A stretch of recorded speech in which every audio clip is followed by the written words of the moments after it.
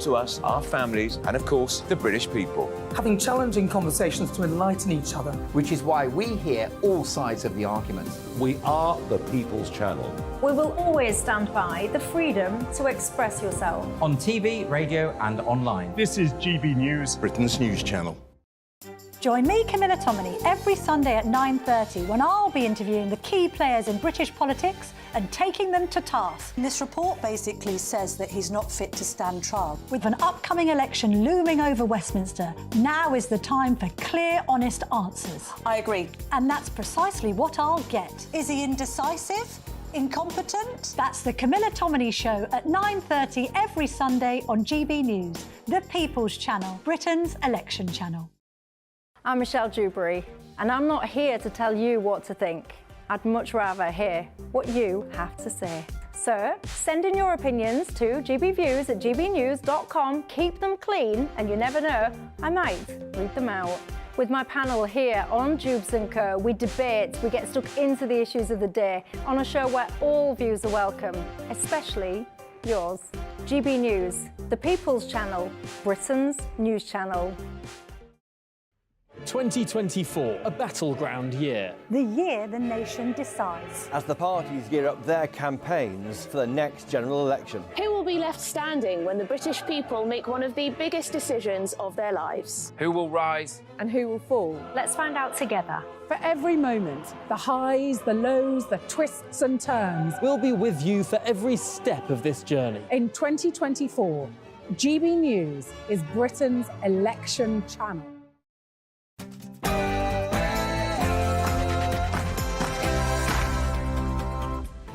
Good afternoon, Britain. It's 12 o'clock on Friday, the 29th of March. Well, Sunak allegedly refused to discuss mass immigration with his own immigration minister. Working-class Tories are switching to reform. Has the Prime Minister given up? And how long can Keir Starmer stand by his deputy, Angela Rayner? The clock's ticking. And our left-wing councils celebrating Ramadan more than Easter. Why is that? One council has been caught out scrambling around at the last minute to even mention the Christian festival. Find out who.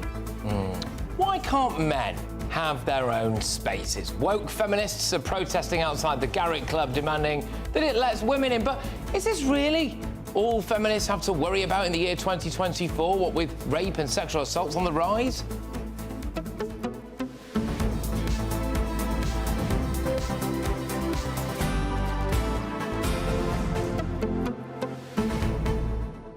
And goodness gracious me, what happened in Milton Keynes?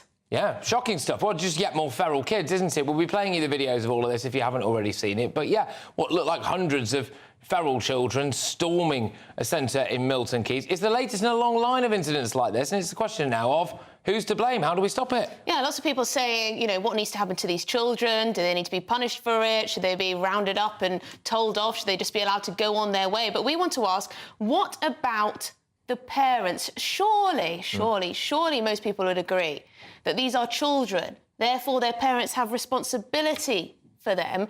So I guess we want to ask, should they be fined? Should they be prosecuted? Sent to prison. Should they be sent to prison? Should parents be sent to prison if their child commits a crime or is dangerously out of control? The ASBOs don't seem to scare them. I'm not sure they still exist. You know, we've had... I think they were seen as a bit on PC. We have to hug them now. There was the hug a hoodie thing, wasn't there? But no, seriously, should parents not be actually prosecuted or fined or sent to prison if their children are dangerously out of control? Well, there's our question. gbviews@gbnews.com. But let's get your headlines.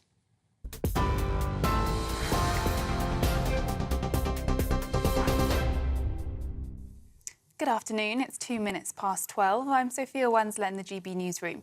Your top story this hour, one of the Conservative Party's major donors has received a knighthood as part of a surprise honours list from Rishi Sunak. Mohammed Mansour gave £5 million to the Tories last year and is a senior treasurer for the party. He was knighted for what's described as services to business, charity and politics. Other recipients include MPs Philip Davies and Esther McVeigh, who are also former presenters on this network. Labour Party chairwoman Annalise Dodds says it's the act of a Prime Minister who doesn't expect to have his job for much longer. It seems to be an almost automatic pass now under the Conservatives, and particularly the individual, Mr Mansour, who was last January, the biggest ever donor to the Conservatives, £5 million at that stage, the biggest individual donation that had been given, then seeming to have that automatic pass through to receiving an honour under Rishi Sunak. I think, if anything, it demonstrates yet again his weakness, that he's focused on internal party issues all of the time rather than on the needs of our country. The timing of the list is unusual, coming while Parliament is in recess and on the eve of the Easter bank holiday weekend. We asked people in Hull what they think of the Tory MPs receiving honours. Think much of anything. One or two of them most probably try, but to me, majority of MPs are like bananas. They're bunched together, they're all yellow, there's not a straight one among them. But it's self-serving, isn't it? I mean, these people reward themselves for what? I don't quite understand. I don't get it. It's just a con, really. You know, it's to just they give the Conservative or the Labour Party money for they want favours in return. So this is the problem. Documents have revealed that the Post Office was aware of errors in its Horizon IT system, despite bosses proceeding with prosecutions. More than 900 sub-postmasters were wrongly prosecuted due to supposed losses flagged by a faulty computer system. A draft report carried out by Deloitte was commissioned by the Post Office in 2016. It shows that top managers knew that financial discrepancies may not be the fault of sub-postmasters, but continued to fight them in court regardless. A spokesperson for the Post Office says it remains fully focused on supporting the inquiry. A 19-year-old man has been charged with attempted murder and possession of an offensive weapon after a stabbing on a train on Wednesday. Rakeem Thomas has been remanded into custody. He will appear at Wimbledon Magistrates Court. It's after an incident between Beckenham Junction and Shortlands train stations.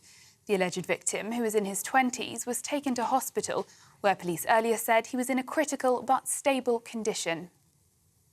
In other news, the task of clearing Baltimore's port will take considerable time after President Biden committed $60 million to rebuilding the collapsed bridge. It's after a cargo ship crashed into one of the key bridge's foundations on Tuesday. The enormous wreckage remains in the port, with the ship measuring about as long as the Eiffel Tower. Maryland's Governor Wes Moore says they're facing an incredibly complex job to reopen the port. A Chinese company is hoping to take on Elon Musk with the release of a new electric car. Xiaomi is better known for its smartphones, but it's hoped the unveiling of its new SU7 car will put it in prime position to compete with Tesla. The company's CEO, Lei Yun, is a household name in China and has been dubbed Thor by his fans. His tech startup is valued at £36 billion. And in case your Easter weekend isn't quite sweet enough, Jerry Seinfeld is to star in a new film about the origin of the Pop-Tart. The legendary sitcom actor is also making his debut as a director in the story of how two cereal rival companies raced to create a pastry that would apparently change the face of breakfast. It's a dream project for the comedian, who says he's been working on the story for several years. Unfrosted, the Pop-Tart story also features Hugh Grant and Melissa McCarthy and will premiere on Netflix on the 3rd of May. For the latest story, sign up to GB News Alerts by scanning the QR code on your screen or go to gbnews.com/alerts.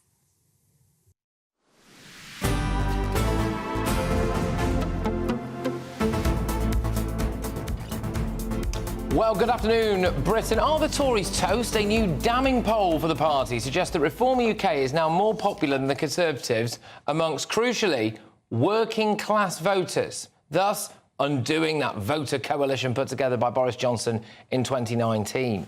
Yes, not the news Rishi Sunak wants to hear, I imagine, but this comes as the row over the sale of Angela Rayner's council house a decade ago continues to heat up. It's not going away, with the deputy leader of the Labour Party continuing to deny any wrongdoing, and Keir Starmer is so far backing her. Well, yes.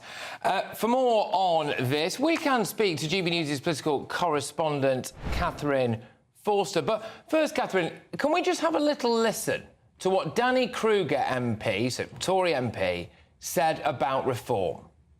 I think that the obstacle of conservatism is the Conservative Party. And I kind of get what they're saying. They're through destructive force. I think it would be a tragedy if they did end up replacing us. But their general critique of what's wrong, I think, is mostly valid. Very interesting indeed, Catherine, what Danny Kruger had to say there. I imagine quite a lot of Conservative MPs feel the same, that the Reform Party is a real threat. Yes, absolutely. It's not very long ago that they were publicly saying, oh, you know, they're irrelevant.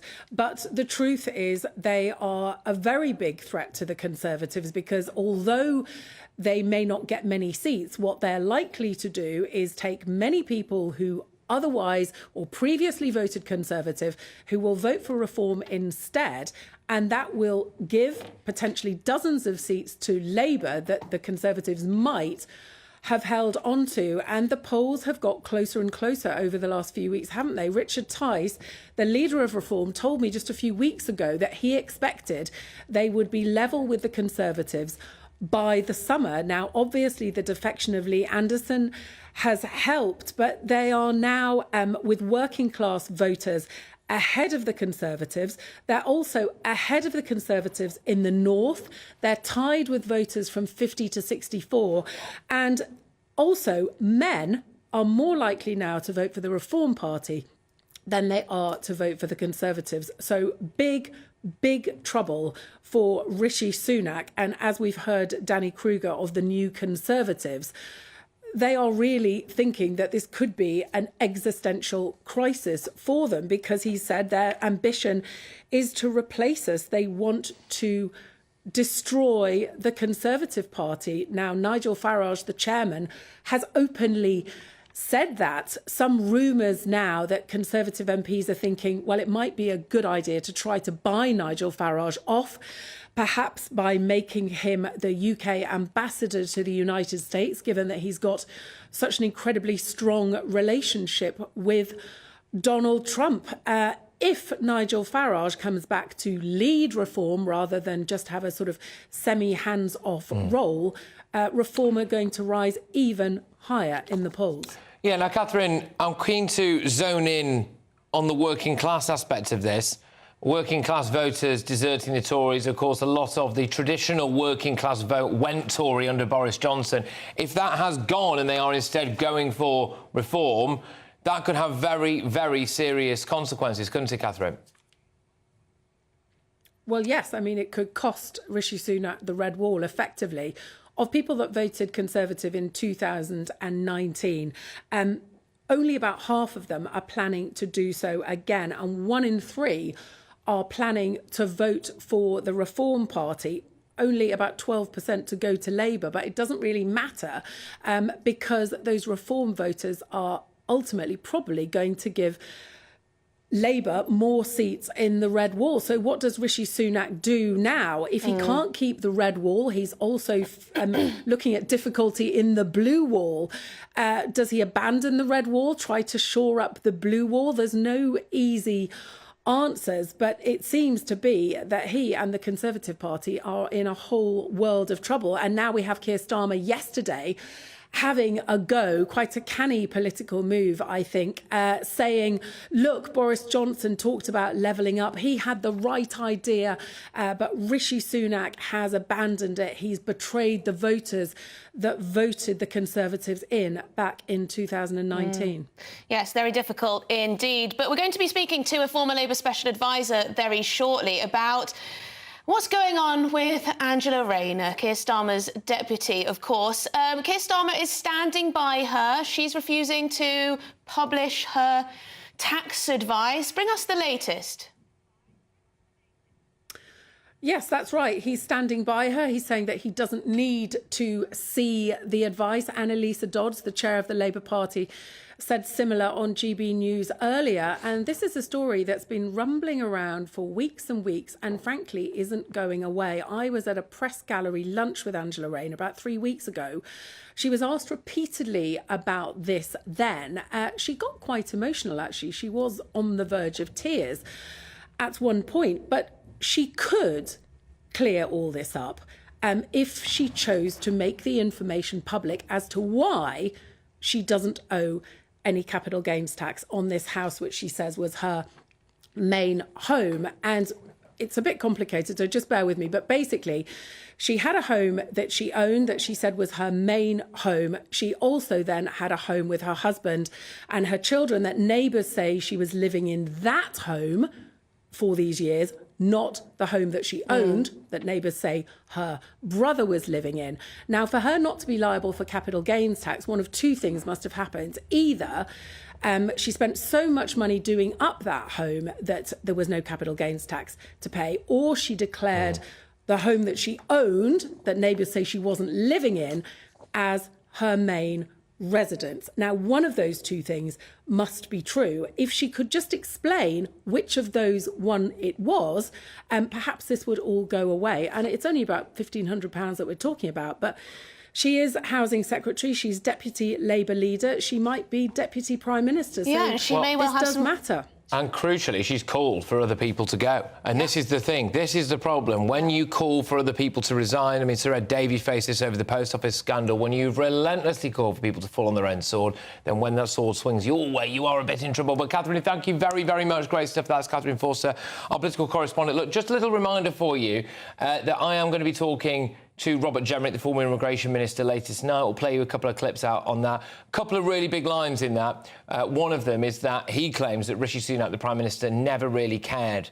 about mass immigration, which is one of the reasons why we were asking at the start of the show there whether or not the Tories are toast. But let's get the thoughts now of former Labour Special Advisor Paul Richards. Paul, thank you very much for joining us here. Now, look, Keir Starmer's on a very, very, very difficult footing. He's saying that Angela Rayner has satisfied him when it comes to her tax issues. However, he is refusing to actually look at the evidence, isn't he? How long can this go on?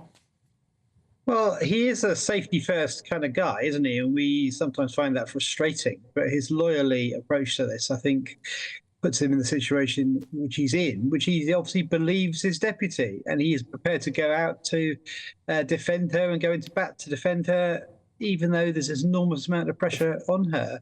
I think, to be honest, Patrick, it's more about politics than it is about tax. And I think she's right to say, well, look, you know, I'm not going to behave any differently to anyone else. But surely we need evidence, though, Paul. I mean, Angela Rayner says, oh, the British public should just take me by my word, but she hasn't lent that kind of generosity to Conservative MPs, has she, in the past? She's called for their tax affairs to be public. That's why I say it's about more than politics than tax. But I think, you know, she was on the Radio 4 the other day saying basically, well, I'll show you mine if you show me yours. Yeah, they're not facing a potential police investigation, though, are they? And her point being, well, why should anyone else, you know, reveal their personal details from before she was an MP, don't forget, beyond what she has done. So I think it'll rumble away, but I don't believe there's a smoking gun. And I think, you know, Starmer is somebody that if there was, he would act differently to how he is now. I mean, I don't have any more insight into this than anyone else because I've not seen the evidence either, but I do believe that's the point. that. And it's not really about politics, it's about integrity and honesty, something that she claims to care quite a lot about. I think it's also, as well, if you were running a business, Paul, and someone working for you was potentially up for no good, to the point where the police may well take a look at something not once, but twice, and you as a boss said, I'm actually not going to look at the evidence for it myself, that wouldn't wash, would it? So why does it wash for Keir Starmer? Well, hang on. I mean, the first time the police looked at it, they said no case to answer, and they're now going back over it just to make absolutely certain that is right. And if they do it a second time, Paul, then they're going back into it for a second time to reassess it for the simple reason that it is claimed that they didn't actually look at the evidence or speak to key witnesses. So we can't really take the first issue there at face value, can we? So I'm not sure that's I don't think that is the reason. I think it's because of the political pressure they've come under from the Conservative Party, who are turning this into a political row ahead of an election. It does look like, you understand though, that, what? It does look like to some people, though, Paul, that Keir Starmer is just closing his eyes to this, hoping it goes away. He needs Angela Rayner, doesn't he, for a lot of political reasons, party management not least, keeping various sections of the party on side. It does look as though he's saying, you know, see no evil, know no evil, I don't want to know. Well, she is an asset to Labour, particularly with some of those working class voters that you were reporting earlier had gone off to Reform and whose votes are now back in play. But I think also he is somebody who's evidence led. I mean, his whole career has been about evidence. So he must know that, when she says that she's in the clear, she's in the clear. Otherwise, why would he put himself at risk of attack? So he is an honest man, and I think Angela is somebody who we can trust. And the reason, she's being under attack like this is because she is an asset with those working class votes that Reform are after too. I mean, it would all go away if she published it, though, wouldn't it? But what is it? I mean, do you have a sort of, the advice that she received and the most recent set of advice. Well, what she is currently doing is, and let's be very honest about this, Angela Rayner would not stand for Angela Rayner's excuses if she was a Tory, and neither would you, OK? So what she is saying is, I've taken legal advice and advice from a tax specialist who she's not naming or giving us any information. And she says, well, that completely absolves her of any responsibility, and we just have to swallow that. And this is the Deputy Leader, soon to be potentially, anyway, the Deputy Prime Minister. Oh, do you not think it's worthwhile that we know that? Do they not have to hold themselves to a higher standard than mere mortals like us, Paul? Well, that's true. I do think there is something of a probity in politics, but I think she's passed that test, and I think we need to move on from this because it's not going to, there's no smoking gun. I don't think there is any further evidence to come out. It is just a political row. We'll see. And there's far more important things to talk about. We'll see whether the police decide that there is something worth investigating there properly. Yeah, we'll find out. Important. We'll find out, but I think it's a good thing that the British press are asking questions, and the people don't like hypocrisy, do they? But thank you very much, if there is hypocrisy here. Paul Richards, thank you very much indeed, former Labour Special Advisor. Great to speak to you. Good stuff. He put up a good defence. Yeah, I mean, look, fair enough in a way, but you've got a lot of different moving parts to this, and the main bit is that it does seem a little bit hypocritical that in the past there have been calls for other people to go, the past calls for people to provide evidence, and I think that Keir Starmer's line at the moment is a very, very skillful one, which is, look, I haven't actually directly seen the evidence, but I believe her, which means that if anything comes up, and it's a big if, Angela Rayner denies everything, and of course he's got a bit of distance from it. Yes, it's quite interesting hearing Angela Rayner talk about privacy. Why should I publish this when, of course, she was very much on Nadim Sahawi, don't you remember, over his tax affairs? But perhaps there's no wrongdoing, but we don't know yet. We don't know yet. And should Keir Starmer actually have a look at the evidence, try and delve in to actually see if something's gone wrong, or is he just hoping it will go away? But should women, on another note, should women be allowed in men's-only clubs, or at least the Garrick Club? In this case, it's nearly 200 years old, this London's Members Club. They're considering now, under huge amounts of pressure, letting in certain female members after years of backlash. Can I just quickly ask your views on this? GBviews at GBnews.com. Yeah, OK, and I'm just going to put it this way. Should men be allowed their own spaces? OK, GBviews at GBnews.com. This is Good Afternoon Britain. We'll see you in a tick.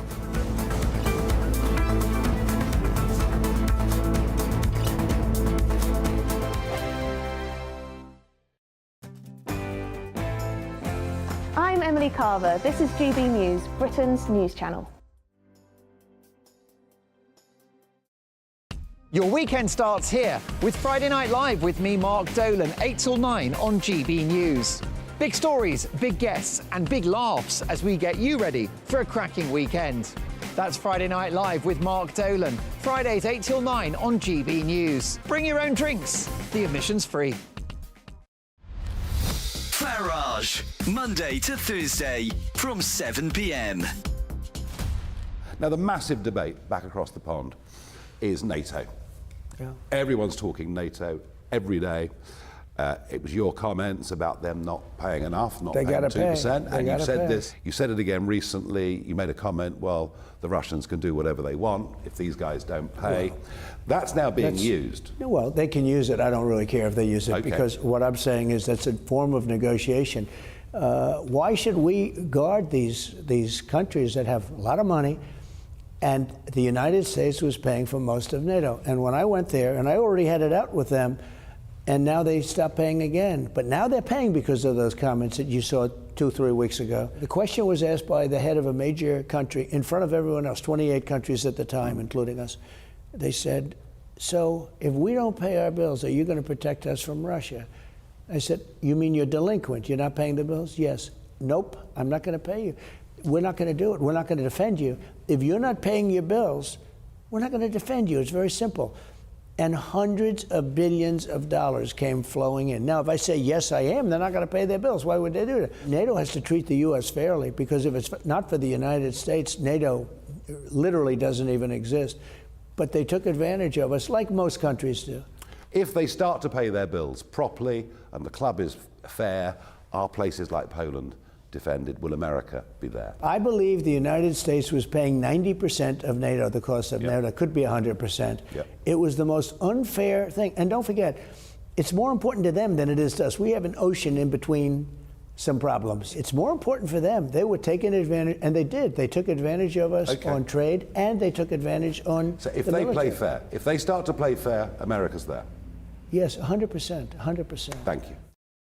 Every Sunday from 11, join Michael Portillo. There will be topical discussion, looking at the week before and the week to come. So kick back and relax at 11 a.m. on Sundays on GB News with me, Michael Portillo. GB News, the People's Channel, Britain's news channel. I'm Nana Acquia. This is GB News, Britain's news channel.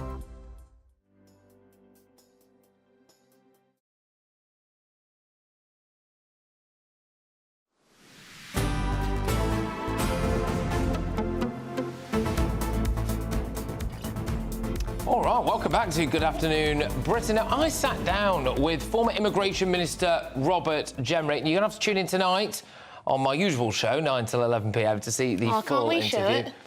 Well, it's funny you should say that, because as if by magic, we have got a couple of little clips. But I was speaking to Mr. Jenrick. I asked him about what he thinks about the Prime Minister's handling of legal immigration. I didn't feel that the Prime Minister understood the importance of legal migration to the British public.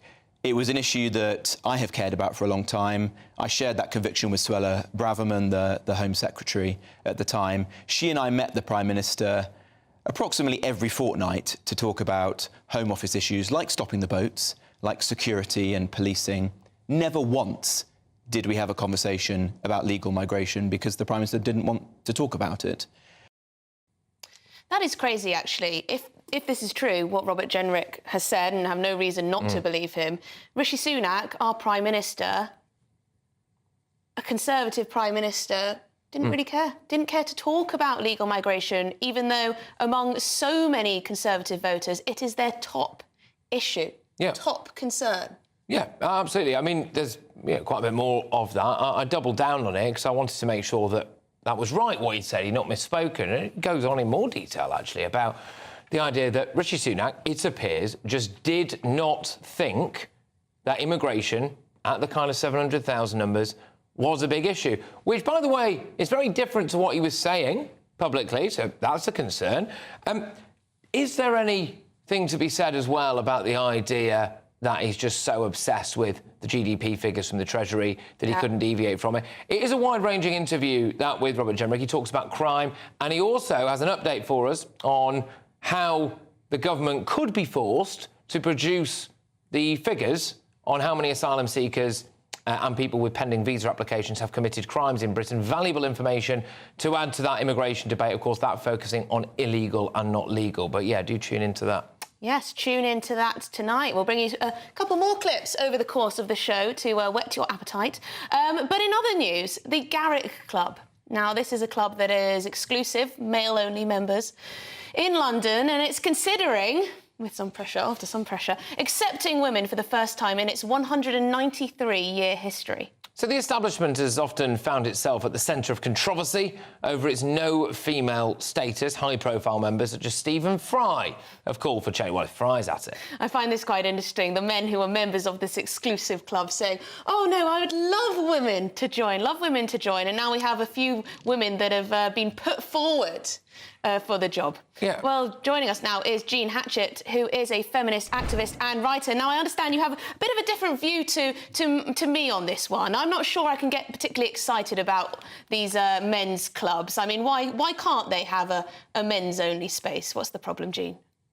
I think some of the comparisons that have been made recently are with women who need single-sex spaces for specific reasons. And I don't, this is a completely different power dynamic. You've got, 1,500 members who are male, who are in some of the leading institutions in the country, politicians, you've got 8 High Court judges, you've got 150 KCs in this country who are male. These are some of the leading power structures that influence society. That is nowhere like when women gather together in need of safety or in need of promoting female equality. It's just not the same thing at all. So, women, anybody can gather anywhere they want with the sex of their choice. But when you have a specific organisation like the Garrick Club, where some of the most powerful men in the country gather, then that's got quite a different implication for women who are excluded. There is a picture that's been doing the rounds today. I'll let Emily talk us through it, but... yes, essentially, this is a picture of several prominent feminists. They are usually known as quite woke feminists. You've got Charlotte Proudman there, Dr. Charlotte Proudman. She's a lawyer. And we have Dr. Shola, who many people may know from broadcast media. She's also a professor, I believe. And they went down to the Garrick Club because they're so furious about it that they're demanding the Garrick Club open their doors to equality, seats for women, etc., etc. Is this really the priority for feminists in 2024? I mean, we've still got rapes going without conviction. We've got sexual assaults on the rise. We've got so many other issues that are affecting women. Isn't this just a bit lame, Jean? What do you think of this? Isn't that the classic argument? Look over there. Don't look at this, look at that instead.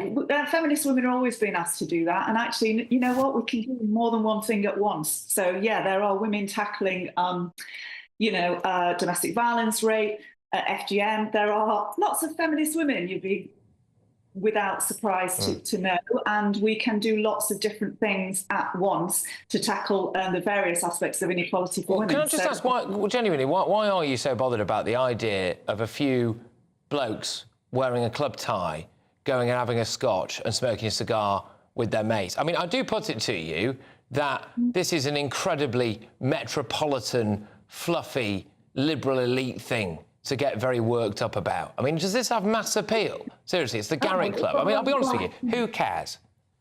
I care. Why? I care, because I would never be able to get there, no matter how hard I worked. Do you want to? Sorry? Do you want to?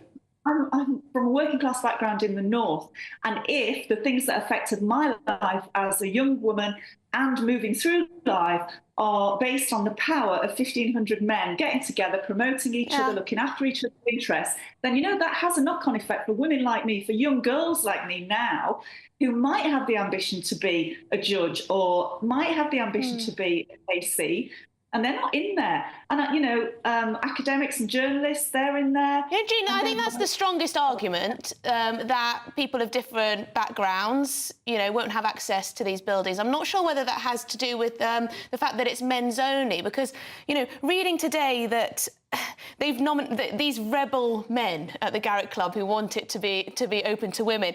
Who are they nominating? Well, they're nominating Dame Mary Baird and Amber Rudd. I mean, these are women who are at the top of their industries. They're just as much a part of the elite as the men who are at this club. So that's not really helping with social mobility, is it? Just plonking a few women who probably don't even want to be members in there.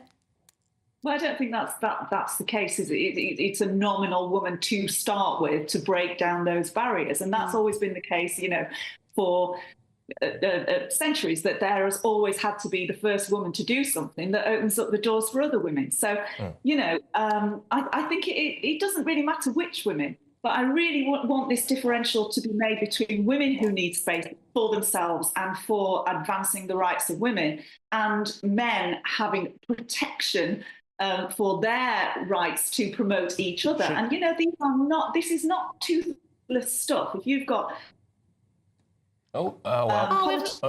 Jean, we're going to have to leave it there because your line is breaking up. Sorry, Jean. Sorry, Jean, your line just broke up at the end, but I think we caught most of what you had to say. Jean Hatchett, really great to speak to you, feminist activist and writer. I do take her point about these places not being open to all. They are elitist, but is there something fundamentally wrong with anything that is seen as elitist, any institution? What about Oxbridge? Should we just let it open to everyone, regardless of, It's a men's club, for goodness sake, says June. You know, here we go. Nothing stopping high-profile women from forming their own women's-only club, says Alan. I belong to the Women's University Club and a number of other ones, says Tina. Much as I love men, I don't want them invading my space. You know, why do these women want to be accepted, says Janice. There's a lot of women in the inbox, an overwhelming number, can I say, actually, of women in the inbox, gbviews@gbnews.com, saying back off. With modern-day feminism in some ways. Yes, Jean's right that women can concentrate on more than one issue, but to the vast majority of women, I would hazard a guess, they couldn't care less about the Garrett Club. No. And let's just say the vast majority of men don't stand a chance of getting membership at that club anyway. I mean, it's not like it's open to all men, is it? Anyway, Westminster City Hall are under fire because they've been caught out, essentially scrambling for a seemingly last-minute window display whilst they had a Ramadan display, and then a few hours later, scramble, there's a little Easter celebration in there. So we'll get to the bottom of this. It's Good Afternoon Britain. We're on GB News.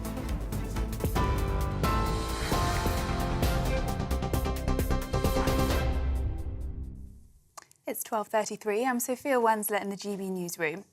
One of the Conservative Party's major donors has received a knighthood as part of a surprise honours list from Rishi Sunak. Mohammed Mansour gave £5 million to the Tories last year and is a senior treasurer for the party. He was knighted for what's described as services to business, charity and politics. Other recipients include MP Philip Davies, who is also a former presenter on this network. A 19-year-old man has been charged with attempted murder and possession of an offensive weapon after a stabbing on a train on Wednesday. Rakeem Thomas has been remanded into custody. He will appear at Wimbledon Magistrates Court. Police said earlier that the alleged victim, who was in his 20s, was in a critical but stable condition in hospital. Documents have revealed that the Post Office was aware of errors in its Horizon IT system, despite bosses proceeding with prosecutions. More than 900 sub-postmasters were wrongly prosecuted due to supposed losses flagged by a faulty computer system. A spokesperson for the Post Office says it remains fully focused on supporting the inquiry. And a Chinese company is hoping to take on Elon Musk with the release of a new electric car. Xiaomi is better known for its smartphones, but it hopes unveiling its new SU7 car will put it in prime position to compete with Tesla. The company CEO, Lei Yun, is a household name in China and has been dubbed Thor by his fans. His tech startup is valued at £36 billion. And for the latest stories, sign up to GB News Alerts by scanning the QR code on your screen or go to gbnews.com/alerts.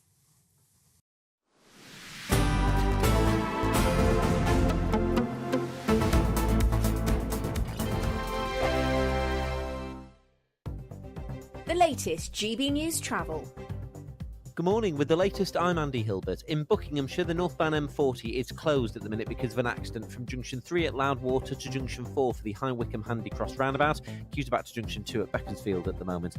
Currently in East Ayrshire, the northbound M77, long delays and a lane closure there because of an earlier lorry fire. That's Junction 6 at Kinswell to Junction 5, the Eaglesham. And in Hertfordshire, the A1M northbound remains closed for roadworks until the early hours of tomorrow morning. Junction 6 for Welwyn Garden City to Junction 7 at Stevenage South. And in Essex, the northbound M11, long delays due to an earlier accident. Junction 6 for the M25 to Junction 7 at Harlow. The good news is all lanes are now open. And in Kent, the eastbound M2, queuing due to an accident. Junction 5 for Sittingbourne and the Stockbury roundabout. That's going to affect you there as well, of course.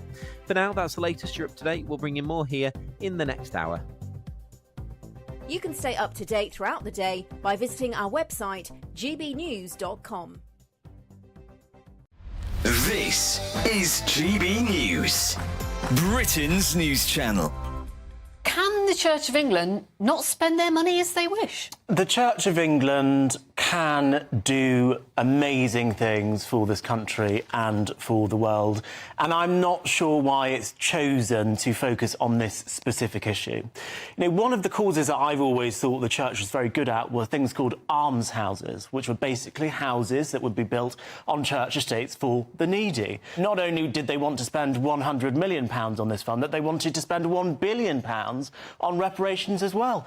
But why not spend 100 million or £1 billion on a new generation of almshouses, as opposed to just helping one group of people, black British people? Why not just help all people in need? Alex? Well, I just don't understand what the Church of England is trying to do. It's on its deathbed. Congregations have reduced. I mean, deathbed is maybe a little bit... Look, if we look over 20 years, it's dramatically lower than it used to be. And a lot of criticism from actual Christians come from the values that the Church of England are now propagating. And Justin Welby has a lot to answer for because, you know, not only are we seeing in the news this mass conversion of illegal immigrants to a gay mass system in the UK, but now we're seeing them spending money... And as Albie actually pointed out correctly, in a way that doesn't really benefit broader society, it benefits a very small group of people. So I just don't know where it's going to end. This committee has also said 1 million's not enough. It's 100 million, sorry. Church commissioners are now hoping for a target of 1 billion. I mean, it's woke nonsense, isn't it? You could make the argument that this is charity. Justin Welby's job is to be a virtue signaller, is it not? Charity discriminate? I mean, that's what he's saying. We're only going to give this to people from a specific skin colour or background. I don't think that's very Christian of them.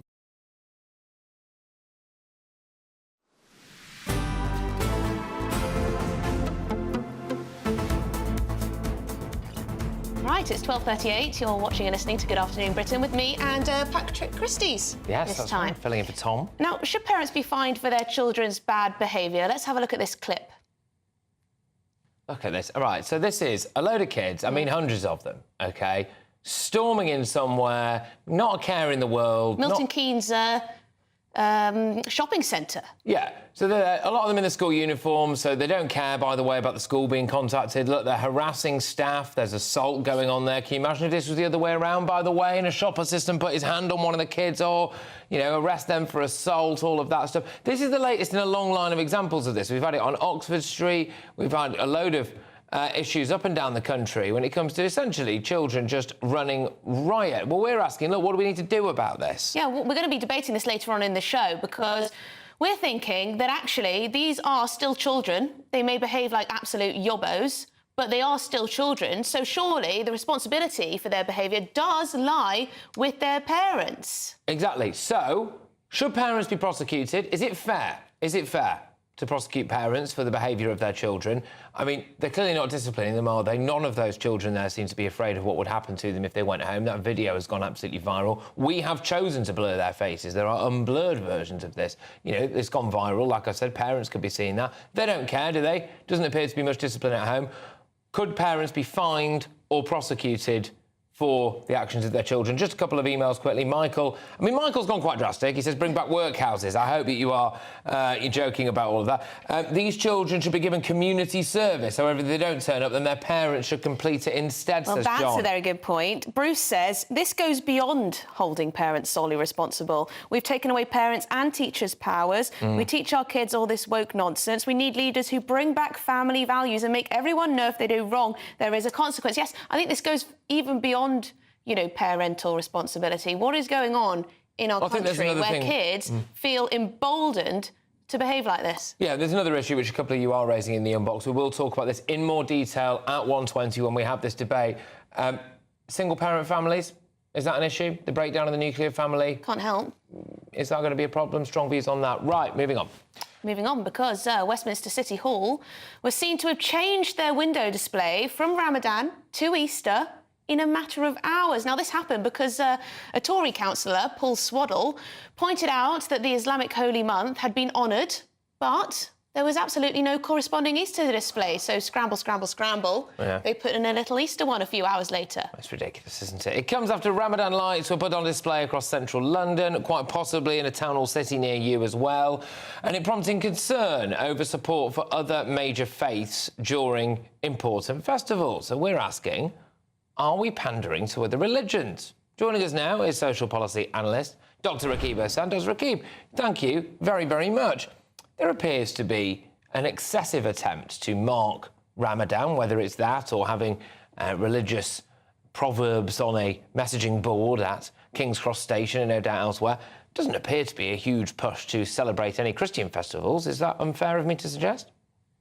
Well, I think that one of the big problems there, I'd say, Patrick, is that, as you know, there's been a decline in Christian devotion in our country. And I actually think, as a non-Christian, that's a crying shame. At the turn of the century, in the 2001 England and Wales census, more than 7 in 10 residents across the two home nations identified as Christian. In the more recent 2021 census, that dropped to under half, around 46%.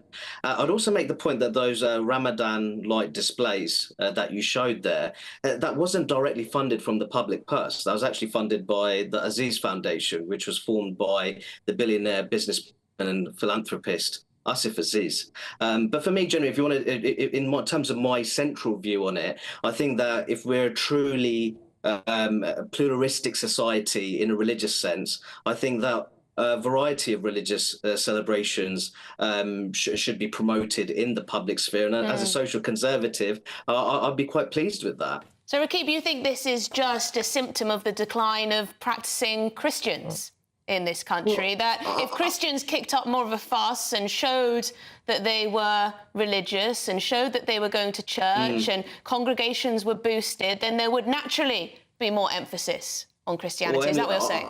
Emily, I've argued for some time that I'd really like to see a reconnection with the country's Christian heritage, history and traditions. And then I think that a stronger sense of Christian assertiveness, I'd actually welcome it, because that would mean that there'd be growth in monotheistic beliefs. And as a British Muslim, I'd welcome that. Yeah, but how can we have the promotion of Christianity in a country when we have an archbishop who's obsessed with wishing people a happy Ramadan, when he's obsessed with, comparing any kind of strong border policy, for example, to that of the Nazis. But I would also argue as well that this is part of a wider pervading woke diversity and inclusion situation that we're in, even to the point where we see things like hot cross buns. Now, I know this might sound minimal, for example, but, it's got the cross on it. We have to turn it to a hot tick bun. I will be honest with you, Rakib. I think the worst offender was having the hadiths in King's Cross Station on the departure board. I think there was a consensus, it seemed, across the board, left, right, that was totally inappropriate. I just wonder whether or not, even if we had an increasing number of people attending church, for example, which I think many people would argue is a good thing, that's not going to do much to get rid of this idea that diversity is our greatest strength, and the only way we can show that is by forcefully promoting other religions, potentially, Rakib. Well, I make the point that I think existing policies connected to diversity, equity, and inclusion, I think they're deeply exclusionary. I think there's a real problem with treating Christianity as a form of whiteness. I've heard that on a number of occasions. People clearly not understanding that a very significant portion of Christians living in the UK are non-white, whether that's Goan Roman Catholics in Swindon or Nigerian Protestants in southeast London. So I think that what we're talking about here is how institutions, how they celebrate faith. And I think some institutions may well be more willing to celebrate occasions and celebrations connected to Islam. But I think that should also be done when it comes to Christianity. And I think that this particular case that we're talking about here, at times it's almost like Christianity is a bit of an afterthought for some of these radical progressive institutions. I think that's a shame. Yeah, I think that's right. Thank you very much. We'll have to leave it there. Dr. Rakib Ehsan, great to speak to you as always. I mean, if it's true that this, and I'm sure it is actually, that a Muslim businessman was able to fund the lights in Ramadan, so does it just go to, the highest bidder? Yeah, did anyone suggest any other type of lights or anything? Well, things have to be approved by the relevant people, and it is up to those relevant people if they want to attend the light switch on, as well. And obviously everybody could see for themselves who did attend that light switch on. And you wonder, well, that's a ringing endorsement, isn't it? It's a ringing endorsement of it. Well, a spokesman for Westminster Council has said the council supports festivals from different faith communities throughout the year, and the Ramadan lights form part of that activity. We hope this would inspire Muslims and people of other faiths to come up with their own ideas to celebrate important events. It's spreading awareness in such a nice way through art and light installation. Can I just say as well, just quickly on that, that when we went to Network Rail about what was on the King's Cross departure boards, we said to them, will you be putting these Ramadan messages on, for the entirety of the festival, and then will you be doing anything for Easter? And instead of saying, yes, we'll do something for Easter, they decided to remove the Ramadan message and have a review into the policy going forward. So you can read into that what you will. Yes, what's happened? Because they seem to suggest also in another message, didn't they, that they weren't quite sure why these messages were up there in the first place, as if perhaps it was a rogue employee or something. They didn't know, and we went to them yesterday. They came back to us and said they're still looking into it, so there we are. But look, coming up, Heir to the throne?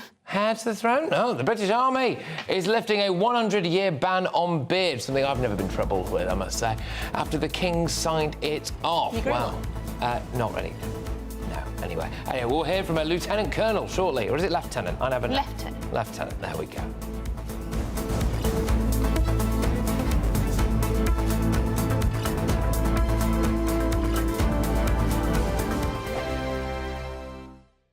Hello there, welcome to your latest GB News weather forecast from the Met Office. Well, looking ahead to this Easter weekend, for many of us it's going to be a mixture of sunny spells and scattered showers. Low pressure is going to hang around, but it will be a little bit less unsettled than it has been, and with winds coming in from the south, it should just feel a little bit warmer. So for the rest of Good Friday afternoon, a mixture of sunny spells and scattered showers. Some of the showers could be fairly heavy, could hear the odd rumble of thunder, with the best of the dry weather probably up across parts of northern Scotland. In any sunshine, it won't feel too bad.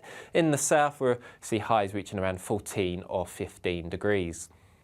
So into this evening, for many western parts, we continue to see some further showers, but out towards the east and eventually into central parts, it will turn a little bit drier and clearer. Could just see a few misty patches come dawn, and under the clear skies, it will turn a little bit chilly. Could see a touch of ground frost as temperatures fall down to around 3 to 4 degrees. But for many central and eastern parts, we will start Saturday with some sunshine. Just keeping an eye on this area of rain. It may just move into the far east of England for a time, but for many of us, it's going to be another day of sunny spells and scattered showers. Showers a bit fewer and further between compared to today, and in any sunshine, once again, it will feel fairly pleasant. Temperatures in the north reaching around 11 to 10 degrees, potentially 15 or 16 degrees in the south.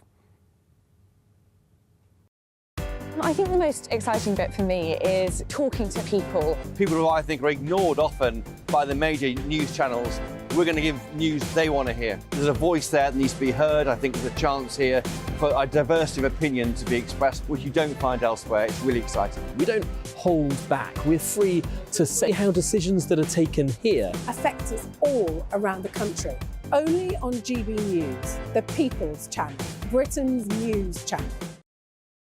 Join me, Camilla Tominey, every Sunday at 9:30 when I'll be interviewing the key players in British politics and taking them to task. This report basically says that he's not fit to stand trial. With an upcoming election looming over Westminster, now is the time for clear, honest answers. I agree. And that's precisely what I'll get. Is he indecisive?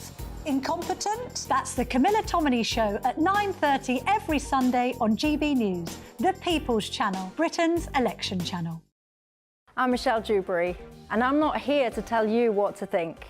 I'd much rather hear what you have to say. So send in your opinions to gbviews@gbnews.com. Keep them clean, and you never know, I might read them out. With my panel here on Jubes & Co, we debate, we get stuck into the issues of the day on a show where all views are welcome, especially yours. GB News, the People's Channel, Britain's news channel.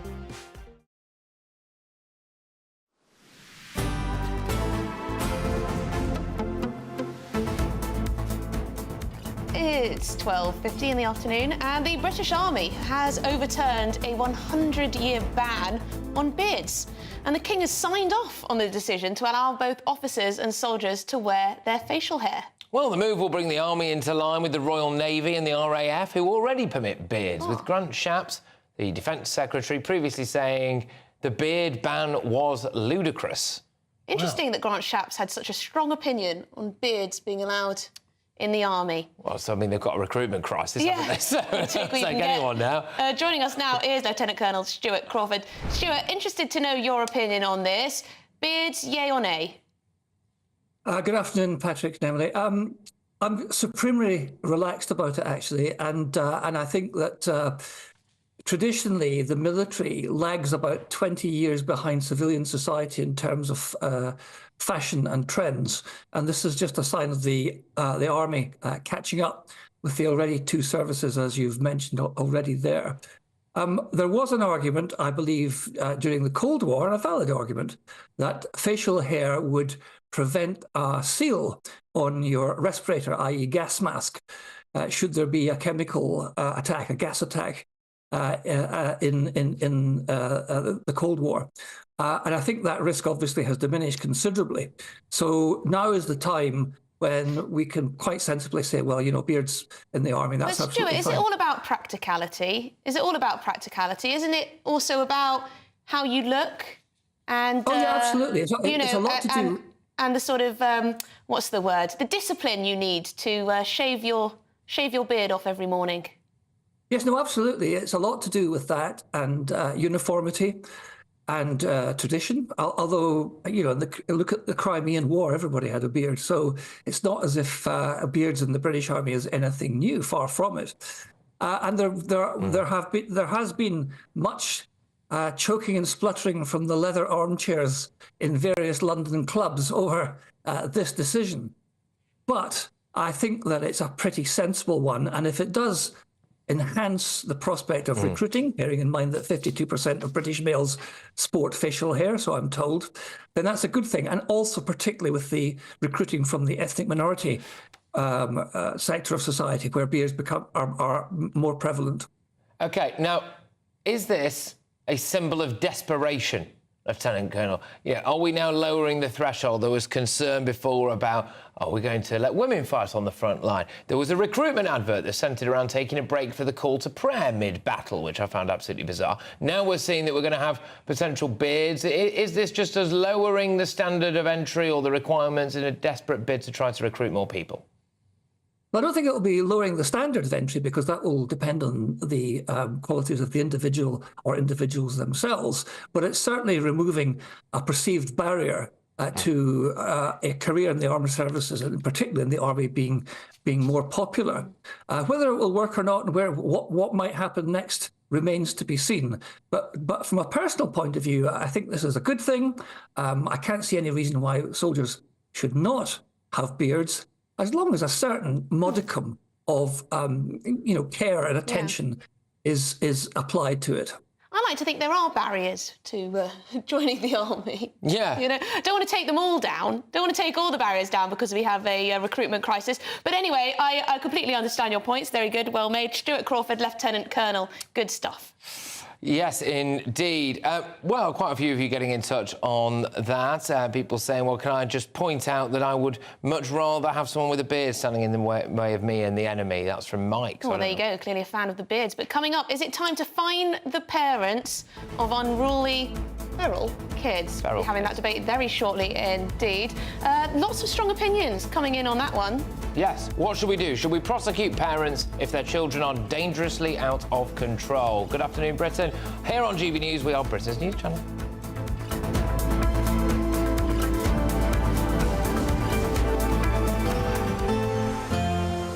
A brighter outlook with Box Solar, sponsors of weather on GB News. Hello there, welcome to your latest GB News weather forecast on the Met Office. Well, this Easter weekend, for many of us, we will see some sunshine, but there will still be some rain around. It's all courtesy of this area of low pressure. It's going to hang around for the long weekend, but with winds coming in from the south, it should feel a little bit less cold than it has been of late. So for the rest of Good Friday, showers becoming increasingly restricted to more western and northern parts of the country. Central and eastern parts turning dry overnight. Good to see a few misty patches come dawn, and also a touch of ground frost with temperatures falling down to about 3 to 4 degrees. But where we do see the chilly conditions first thing Saturday morning, we will see some sunshine. Just keeping an eye on this area of rain. It could just fringe the far east of East Anglia for a time, but I think for most of us, really, it's going to be a day of sunny spells and a few showers. Showers a little bit fewer and further between compared to today, with the main focus across parts of Scotland and Northern Ireland. But in the sunshine, feeling pleasant enough, highs reaching around 14 or 15 degrees. Then looking ahead to Easter Day, again, another day of sunny spells and showers. Showers probably, again, restricted to Northern Ireland, with fewer and further showers the further east you go. In the sunshine, feeling pleasantly warm, highs reaching around 16 degrees. And then looking ahead to Easter Monday, looks like another band of rain moving up from the south. That warm feeling inside from Boxed Boilers, sponsors of weather on GB News. It's the final week to see how you could win big. You could win an amazing £12,345 in tax-free cash that you could spend however you like. Plus, there's a further £500 of shopping vouchers to spend at your favourite store. We'll also give you a gadget package to use in your garden this spring. That includes a games console, a pizza oven and a portable smart speaker, so you can listen to GB News on the go. You have to hurry, as lines close at 5 p.m. on Friday. For another chance to win the vouchers, the treats and £12,345 in tax-free cash, text GBWIN to 84902. Text costs £2 plus one standard network rate message, or post your name and number to GB03 PO Box 8690 Derby DE1 9TT. UK only. Entrance must be 18 or over. Lines close at 5 p.m. on Friday. Full terms and privacy notice at gbnews.com/win. Please check the closing time if watching or listening on demand. Good luck. 2024, a battleground year. The year the nation decides. As the parties gear up their campaigns for the next general election. Who will be left standing when the British people make one of the biggest decisions of their lives? Who will rise? And who will fall? Let's find out together. For every moment, the highs, the lows, the twists and turns. We'll be with you for every step of this journey. In 2024, GB News is Britain's election channel. I'm Michelle Dewberry, and I'm not here to tell you what to think. I'd much rather hear what you have to say. So send in your opinions to gbviews@gbnews.com. Keep them clean, and you never know, I might read them out. With my panel here on Jubes & Co, we debate, we get stuck into the issues of the day on a show where all views are welcome, especially yours. GB News, the People's Channel, Britain's news channel. GB News is the home of free speech. We were created to champion it, and we deliver it day in, day out. Free speech allows us all to explore and debate openly the issues most important to us, our families, and of course, the British people. Having challenging conversations to enlighten each other. Which is why we hear all sides of the argument. We are the People's Channel. We will always stand by the freedom to express yourself. On TV, radio and online. This is GB News, Britain's news channel. Big news, big debates, big opinion. Patrick Christie's Tonight is the week's biggest show. Every weekday, 9 to 11 p.m, we've got the inside track on the day's top stories. There'll be sharp takes you won't get anywhere else. We will set the news agenda, not just follow it, and I want to bring you along for the ride. Whatever it is, we'll have our finger on the pulse. It's news, but it's this close to entertainment. Patrick Christie's Tonight, 9 to 11 p.m, only on GB News, the People's Channel, Britain's news channel.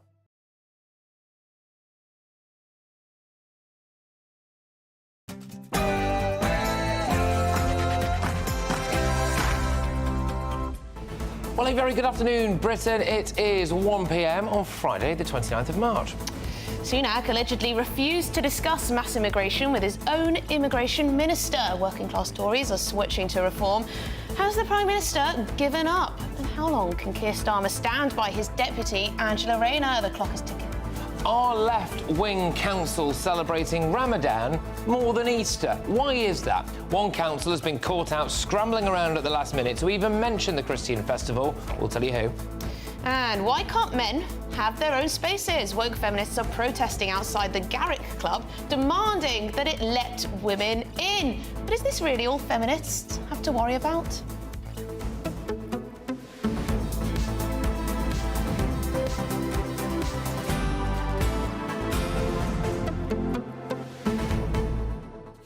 OK, so should the parents of feral kids be prosecuted, fined, sent to prison, whatever, because we keep seeing scenes, don't we?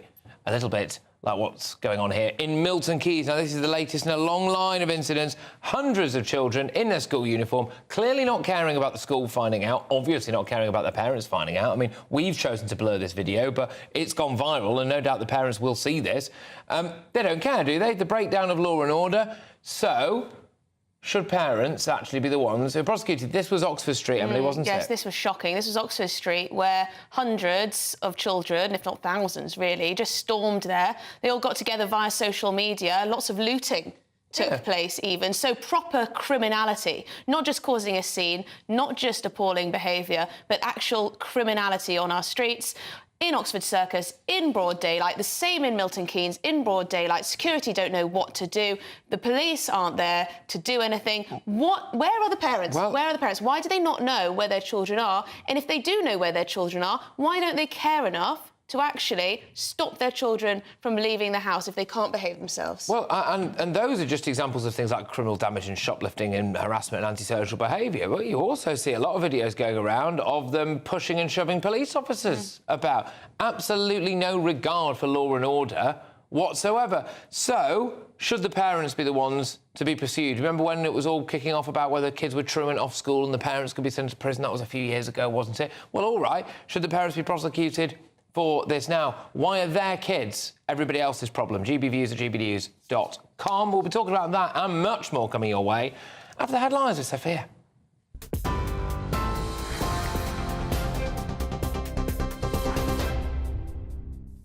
Thanks, Patrick. Good afternoon. It's 2 minutes past 1. I'm Sophia Wensler in the GB newsroom. Your top story this hour: one of the Conservative Party's major donors has received a knighthood as part of a surprise honours list from Rishi Sunak. Mohammed Mansour gave £5 million to the Tories last year and is a senior treasurer for the party. He was knighted for what's described as services to business, charity and politics. Other recipients include MP Philip Davies, who is also a former presenter on this network.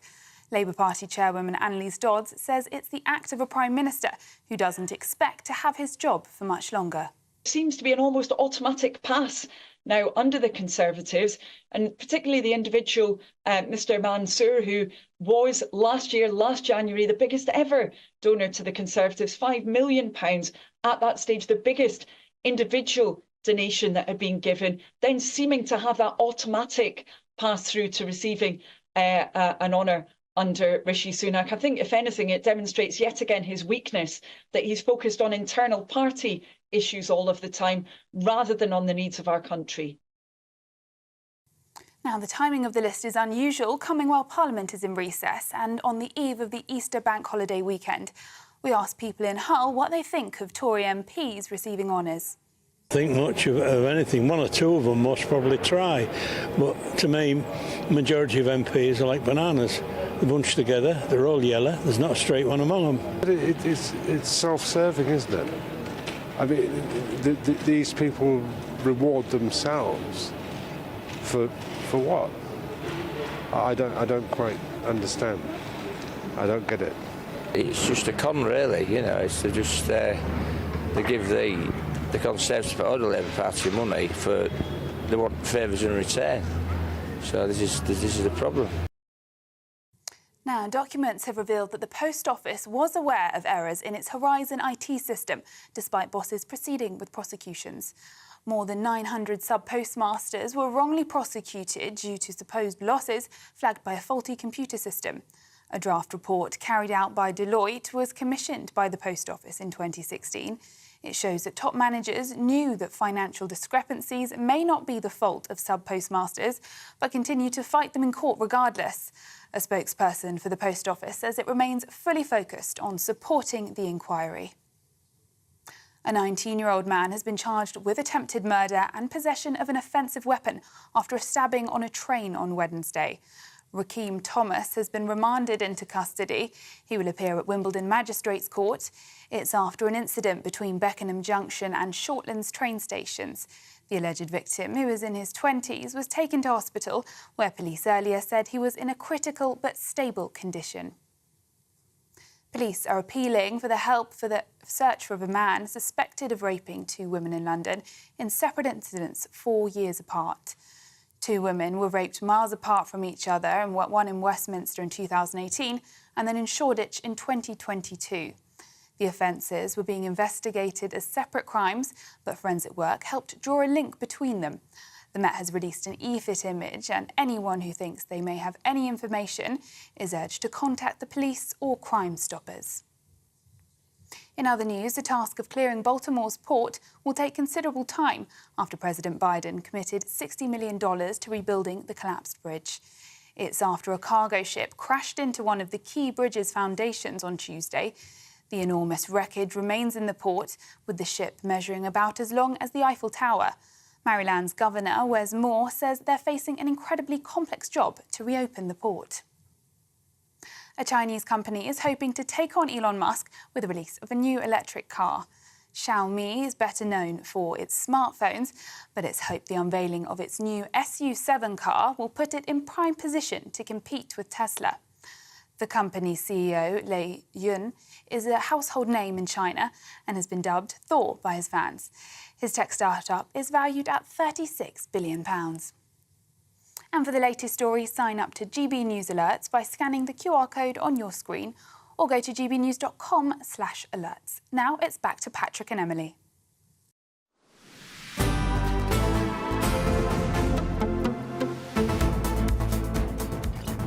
Well, bringing you some breaking news this afternoon. It's 1:07, and Sir Geoffrey Donaldson, the leader of the Democratic Unionist Party, has been suspended.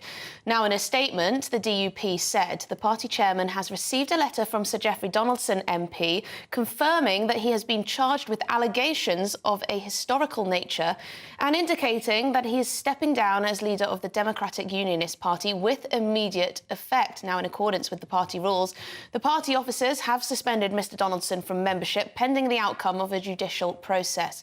The party officers have this morning unanimously appointed Mr. Gavin Robinson MP as the interim party leader. Yeah, so Sir Geoffrey has led the party since 2021, but has been an MP since 1997. Prior to joining the DUP, he was part of the Ulster Unionist Party delegation to negotiate the Good Friday peace agreement. He's a big figure, not just in Northern Ireland, but in British politics. Absolutely. As well. So just to reiterate as well, that breaking news, which is just coming to us right now. More of this, of course, to follow, which is, as per a statement, the DUP said that the party chairman has received a letter from Sir Geoffrey Donaldson MP confirming that he has been charged with allegations of an historical nature and indicating that he is stepping down as leader of the Democratic Unionist Party with immediate effect. I understand that the social media accounts of Geoffrey Donaldson were deleted overnight as well, and at some point we will be going to our Northern Ireland reporter,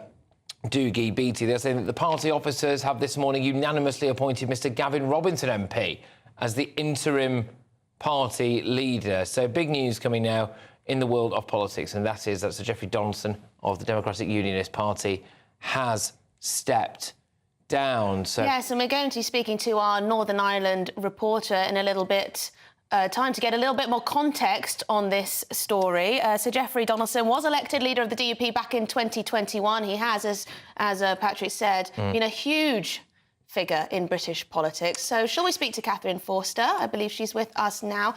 Catherine Forster, who is in Westminster for us, just receiving this breaking news. What do we know? Yes, a bit of a bombshell, this, isn't it?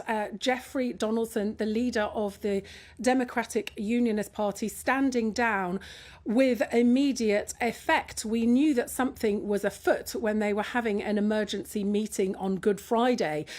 This is a party that, of course, takes Christianity, religion, very seriously. This Good Friday, one of the most important days of the year, the day that Jesus Christ was crucified. So the very fact they were having this meeting today tells us that something extraordinary is going on, and so it has proved. Now, we don't know very much at the moment. The DUP have issued a statement saying he's standing down with immediate effect over historic allegations. More information will no doubt be emerging over the next hour or so. But my goodness, what a fall from grace. He's been a long-time figure in Northern Ireland. He replaced Arlene Foster, who, of course, was head of the Democratic Unionist Party during the Brexit negotiations when Theresa May found that extra few billion down the back of the sofa to get the DUP on board to effectively keep her in power. And under Geoffrey Donaldson, we've had the Windsor framework, Rishi Sunak's deal to improve, as he said, on the Brexit deal that the Democratic Unionist Party was so deeply, deeply unhappy with. Now, there were plenty of people in the DUP that weren't happy with the Windsor framework, and that is why it took so very, very long to bring the DUP back into power sharing at Stormont, to get that up and running again. That's only finally happened in the last few weeks. So this is a huge bombshell. We will bring you more as we get it, of course. Thank you very much indeed for bringing us that breaking news. Catherine Forster, our political editor there. Yes, no, indeed. I mean, Jeffrey Donaldson's a massive figure in British politics. Actually had a big role to play when it came to the Good Friday Agreement. He's been DUP leader since 2021. Did, of course, replace Arlene Foster as well. Yeah, and he's sent this letter to the party chairman confirming he's been charged with allegations of an historical nature. So we don't know exactly what that is referring to, but we know that this has been a quick decision. He's had to stand down. He's sent in his letter to the party chairman. They have now got a new interim party leader, who is Mr. Gavin Robinson, MP. Yeah, no, indeed. And also as well, you know, there's the issue, which is that the DUP, as Catherine was saying, they prioritise Christianity, don't they? And to have an emergency meeting on Good Friday, it was obviously the whiff that something was afoot. But we can take you much closer to the epicentre of this particular issue now. We're going to go to the DUP headquarters in Belfast for this breaking news with our Northern Ireland reporter, Dougie Beattie. Dougie, thank you very, very much. What is the latest then? Well, as you said, Sir Geoffrey Donaldson has stood down. That statement released that there's a new interim leader in place, and that is Gavin Robinson. This is actually, as well as DUP headquarters, this is his constituency office in East Belfast. Now, why that's so important is that the DUP are under political pressure here from the Alliance Party in this area. So Gavin Robinson could well lose his seat in the next election when that happens as an MP, and that would leave the DUP rudderless once again. Of course, the party has been in some sort of civil war over the last 27 months. It started with Arlene Foster having to go, then Edwin Poots, who was on the Paisleyite side of that party, the very right-wing Conservative side of that party, took over. He only lasted a matter of days before Sir Geoffrey Donaldson was put into place. And of course, since then, we've had the protocol, the Windsor Framework document, the Stormont Agreement that came. And that Stormont Agreement really came in with Geoffrey Donaldson leading the party. It's still a split party at that stage about going back into power in Northern Ireland. So these historical allegations that he refers to are actually creating much more political problems in Northern Ireland, in and around the DUP. And of course, if it comes to a general election, you won't forget that the DUP actually backed Theresa May's government during that unsettling period for the Tory party, and it could cause real problems if there's any sort of hung parliament inside Westminster in these next year that's coming in. And just as at the Easter weekend, this is very serious. Well, it is, and I first heard about this early yesterday morning. I couldn't actually believe what I was hearing, and then tried to make it stand up last night. And the party officers had a meeting at about 10:30 this morning. They had that meeting up the country, not in party headquarters, and decided to release a statement as opposed to putting someone in front of a camera, because of course if they had released that statement from Stormont, Geoffrey Donaldson doesn't sit in Stormont, he is an MP, he sits in Westminster, and it would have been seen by the rest of the parties that sit there in that coalition government as maybe slightly unsettling to them, and we now have to wait to see what the court case will bring out that is due towards the end of April. Yeah, I'll just reiterate as well, in a statement the DUP has said, the party chairman has received a letter from Sir Geoffrey Donaldson MP confirming that he's been charged with allegations of an historical nature and indicating that he is stepping down as leader of the Democratic Unionist Party with immediate effect. Dougie, you mentioned that this will have actually far-reaching consequences for the politics in Northern Ireland. What could some of those consequences be?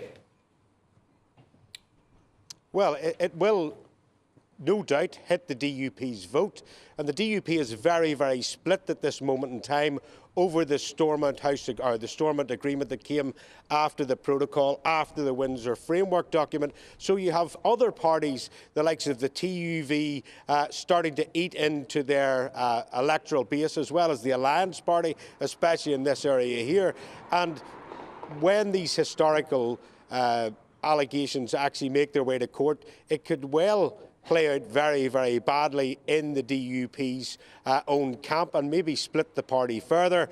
You have the likes of Reform also looking at standing in Northern Ireland, and all of a sudden you have one unionist vote, because don't forget the DUP is the largest unionist party in Northern Ireland.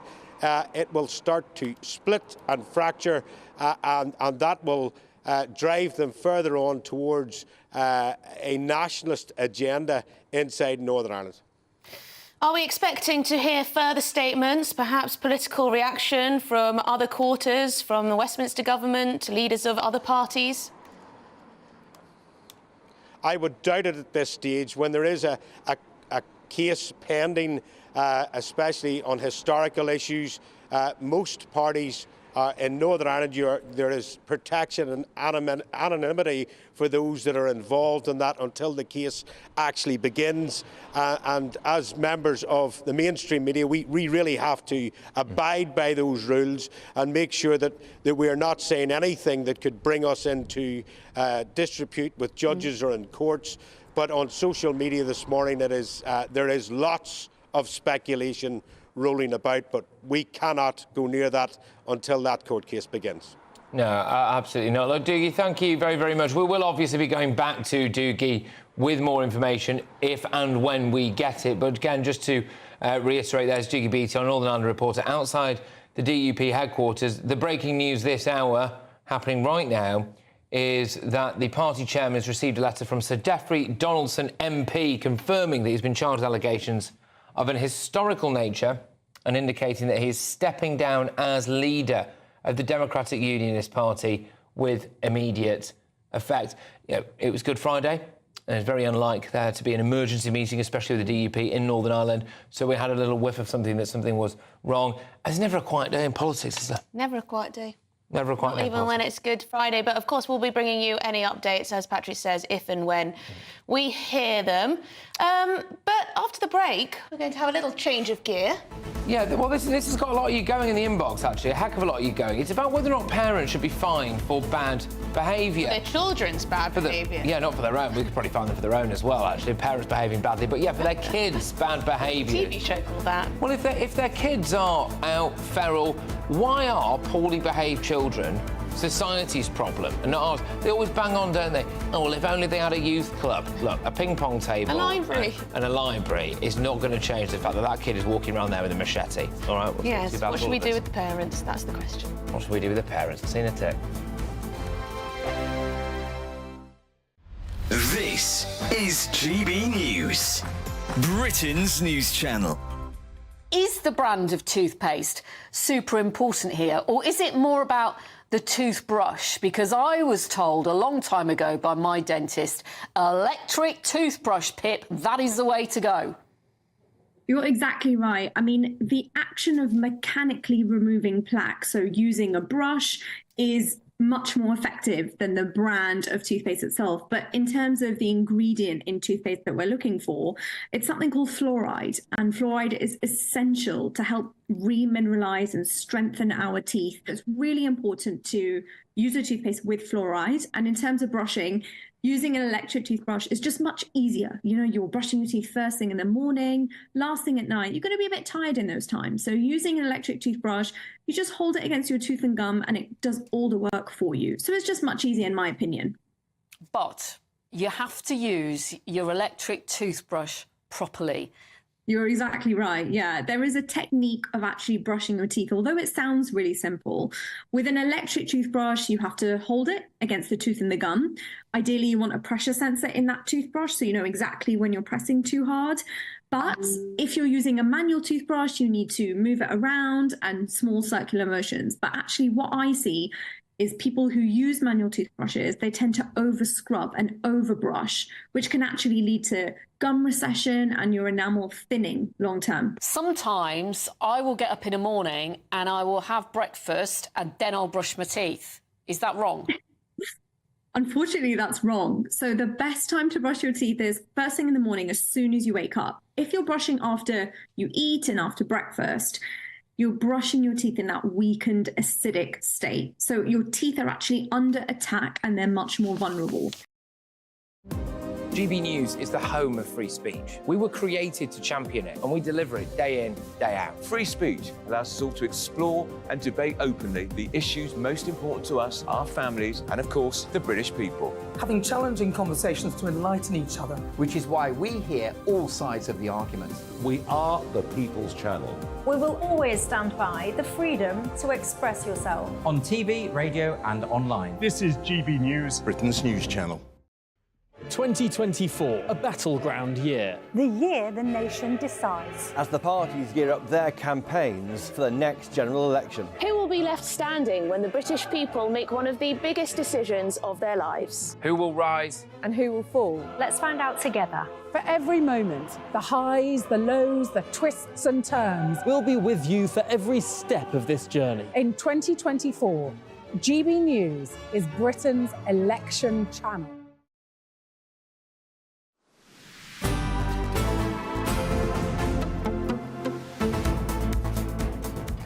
Well, it's coming up to 1:23 in the afternoon. You're watching and listening to Good Afternoon Britain. Now, this is the debate we have been teasing all show, and we're going to get to it. The question is, should parents be fined for their children's bad or appalling behaviour?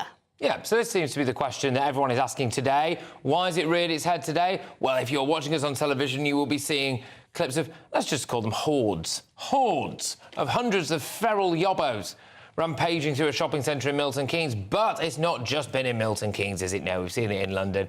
I dare say that you see things on your high street. This story affects absolutely everybody. Is it just rampant criminal damage? Is it a bit of shoplifting wherever you are? Is it even just minor things, you know, like kids wandering around the street and maybe dinking someone's car or lobbing a wheelie bin around or something? But it all adds up, doesn't it? And the fundamental lack of respect as well that is shown towards police officers. The reason why, one of the reasons why we have people wandering around armed with machetes and goodness knows what else right now is because obviously they do not fear the consequences and they do not fear being caught. So, should the parents be the ones to carry the can for their dodgy kids? Yes, they are children, after all. Well, joining us to debate this is mother of two, Sally Mitchell, who believes parents are not to blame, and our presenter, Martin Dobney, who is also a parent, who thinks parents should be fined. They are to blame. OK, so who should we start with here? Let's start with Sally. Sally, why on earth do you not think parents are to blame?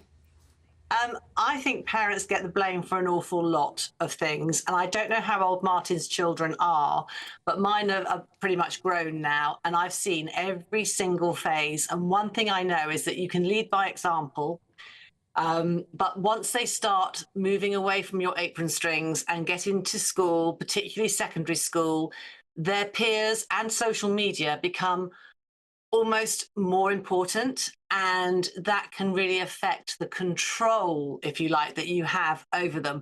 There is nothing more stubborn or adamant than a teenager who thinks they know better. I mean, Sally, I used to want to go to house parties. I used to want to go out late at night. I used to want to do X, Y, and Z. And my mum literally just said no. And that was it. No. I would cry, I would wail, I would, you know, shout and kick my feet. But no meant no, Sally. No clearly doesn't mean no anymore. I don't think it does. I think parents have a really hard time these days. I remember those days as well. You know, no meant no. And also, I didn't have the wherewithal to sort of challenge it. You know, there was no public transport. If I wanted to go anywhere, I lived very remotely. I needed someone to drive me. They said no. You don't go. That just don't do it. But now it's slightly more complicated, I think. The family dynamic. But they might do it once. I mean, Martin, I'll throw it to you on this, all right? Well, with respect, we're not talking about house parties here. We're talking about criminal damage. We're talking about even people firing fireworks at police officers. We're talking about people stabbing each other in the street. And, you know, kids in school uniform might decide to gate crash a shopping centre once, Martin. But once they get filmed and put out there and the parents give them a clip round the ear, they shouldn't do it again. Isn't the problem the fact that they are continually doing it? Yeah, the parents need to carry the can for this toxic combination of an entitled generation, law and order that treats them with kid gloves, kids that know they've got the power in the classroom, they know they've got the power in shopping centres, and parents who are feckless or ignorant to what they're up to, simply washing their hands of it, saying, oh, it's not my fault, it's the fault of social media. Is it heckers like? I sat down with my two kids today, I've got a 14-year-old and a 10-year-old, and I showed them this video. I went, behold, morons, don't be like these kids, because this kind of bad behaviour, it's contagious. It starts in the classroom, they think it's cool, they copy each other. There needs to be a grown-up in this conversation, and we're not our children's friends, we're not their mates, we are their disciplinarians, and it begins at home, and this stimulus actually can be turned into a learning moment, because these are the kids that poison classrooms and make them all underachieve, and it's because they're driven by narcissism, by the desire for social media likes, and meanwhile their education is going up in smoke because society is tolerating this absolutely abhorrent behaviour. Sally, what if it's repeated behaviour, OK? So I think people are maybe quite willing to accept that kids might get caught up in a moment once or twice or something like that. But what if you've got a repeat child offender here? You know, do you think it would have any impact whatsoever if they said, look, if you keep doing this, your mum is going to go to prison? Yeah, you would think that would be a deterrent, and I hope in most cases that would be, and it would make the parents, you know, who perhaps are not as vigilant on their parenting, sit up and take notice and do something about it. I think it's really, really difficult. I heard on one of the videos, the comments from someone filming were, oh, look, they've touched him. They know they can't do that. Now they're in trouble, talking to the security guards. So I think authority figures have their hands tied. I'm amazed that the police were able to get there, to be honest, because frankly, if you phone up and report anything, they don't turn up these days. So that was a good thing. But yeah, like fining for, you know, taking for absence from school. Yeah. It can be a deterrent. I would hope it would be. I mean, you have to accept there are some children out there who are just problems. Yeah, just problem children. I mean, Martin, to be fair, parenting isn't easy. Perhaps it's particularly difficult in some ways with the social media, with that sort of herd mentality. If you're a parent and you work, you know, long shifts, you're not always able to be around your child, you're not always able to be there to discipline immediately. Can you see that actually sometimes it's not always the parents' fault? It could be, you know, the other kids. Well, of course, it can be other factors, but ultimately the responsibility of every parent is their children's actions. And that's why we need us to be the part of their brain that isn't fully developed yet. Children take risks. They make bad decisions. It's called growing up. But there needs to be an intervention from sensible people, from adults, parents who care. And maybe that's the problem. Maybe these parents don't care. Maybe these parents are just 20-year-older versions. How much would you fine them, Martin? Of these kids we see on the streets. Martin, how much would you fine the parents? 60 quid a pop. 60 quid a pop. Straight off the bat. 60 quid a go. Let's start with that. Straight off the bat, I love it. I love it, Martin. Good lad. I mean, but I'll just stick with you, Martin. We'll go back to you, Sally, on this. Martin, is there a bigger conversation to be had here about societal breakdown, maybe the breakdown of the nuclear family? Obviously, there's no way of us, you know, being able to prove anything from any of these clips. But I know there is an issue with things like fatherless homes, for example, that I know can have an impact in children's behaviours. Do you think there's a wider context here? 100%. I did a lot of work on this before I got drawn into politics, and 85% of young men in jail grew up in fatherless homes. 95% of boys in gangs grew up in fatherless homes. So they're looking for toxic father figures. They're looking for easy solutions. They don't want to do the hard yards, the hard work. They want a shortcut, and that increasingly means crime. And then we have a policing system which doesn't stop and search because they're too afraid to be called racist. Shoplifting is de facto decriminalised for under 200 quid. It's the opposite of a broken windows policy in New York. We are creating broken children by mollycoddling them and not giving them a disciplinary framework. The result is what we saw in this video. Word to you. Are parents trying to be their children's friends? Is that the problem? Me? Yeah, yes, I think that is a problem, actually. I've never wanted to be my children's friends. They've got enough friends. But yeah, that does happen a lot. And I think sometimes it's because it's the easy option. Being the disciplinarian, being the one who sets boundaries is hard. You know, there's a lot of pushback. And to keep it going is one of the hardest parts of parenting. You know, to keep being consistent. Consistency is key. But with Milton Keynes, you know, I mean, how alarming must it have been to be in that position with hordes of, you know, screaming children, hormones raging, running around. I mean, I would have been so scared. And I do feel for everybody who was caught up in it. And interestingly, we don't think of Milton Keynes, as far as I know, as, you know, a deprived area. So what on earth were they doing? All right. Well, look, both of you, thank you very, very much. We're going to continue to talk about this. I am a bit sick and tired of parenting being somebody else's fault. You know, I don't have children yet, but one of the considerations is that, you know, it's a lot of work. And if you can't be bothered to necessarily do that work, then maybe don't do it. Just quickly, Martin, do you know what you got on your show later? Because you'll be on 3 till 6, won't you, mate? Yeah, definitely covering this story as well. I've had loads and loads and loads of emails from people who live in Milton Keynes who are saying this never happened 10 years ago. Milton Keynes has changed. It's become an overspill for damaged parts of London, a dumping ground for social problems, just like we see on the seaside towns. Bad policies, failed Liberal policies becoming the problems of towns like Milton Keynes. Parents telling me they're scrimping and saving to send their kids to private schools to get them away from children like this. Families who don't care, abandoned by society. This video is symptomatic of what's going on all across Britain. Well, thank you very much, Martin Domney, 3 till 6, and Sally Mitchell. Thank you very much for joining us for that debate. Good stuff.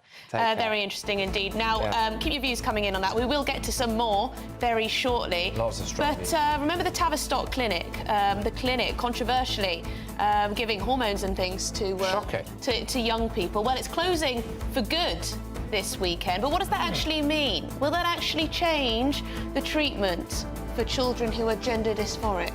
Yeah, so this is all about whether or not kids should be able to have gender puberty blocking treatment, and one of the leading clinics that was doing that appears to be closing. But will it stop it? But right now, it's your headlines with Sophia.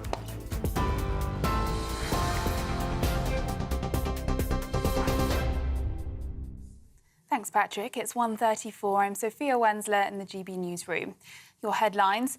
Sir Geoffrey Donaldson has stepped down as leader of the Democratic Unionist Party after he was charged with allegations of a historical nature. The DUP has also suspended Mr Donaldson from membership pending the outcome of the judicial process, which they say is in accordance with party rules. They've now appointed Gavin Robinson as interim leader. Sir Geoffrey was elected to Parliament in 1997 and is the longest-serving MP in Northern Ireland. One of the Conservative Party's major donors has received a knighthood as part of a surprise honours list from Rishi Sunak. Mohammed Mansour gave £5 million to the Tories last year and is a senior treasurer for the party. He was knighted for what's described as services to business, charity and politics. A 19-year-old man has been charged with attempted murder and possession of an offensive weapon after a stabbing on a train on Wednesday. Rakeem Thomas has been remanded into custody. He will appear at Wimbledon Magistrates Court. Police said earlier that the alleged victim, who was in his 20s, was in a critical but stable condition in hospital. And police are appealing for the help to find a man suspected of raping 2 women in London in separate incidents 4 years apart. The first attack took place in Westminster in 2018, followed by another incident in Shoreditch in 2022. The Met has released an e-fit image, and they're asking anyone who thinks they may have any information to come forward to police or Crime Stoppers. And for the latest stories, sign up to GB News Alerts by scanning the QR code on your screen or go to gbnews.com/alerts.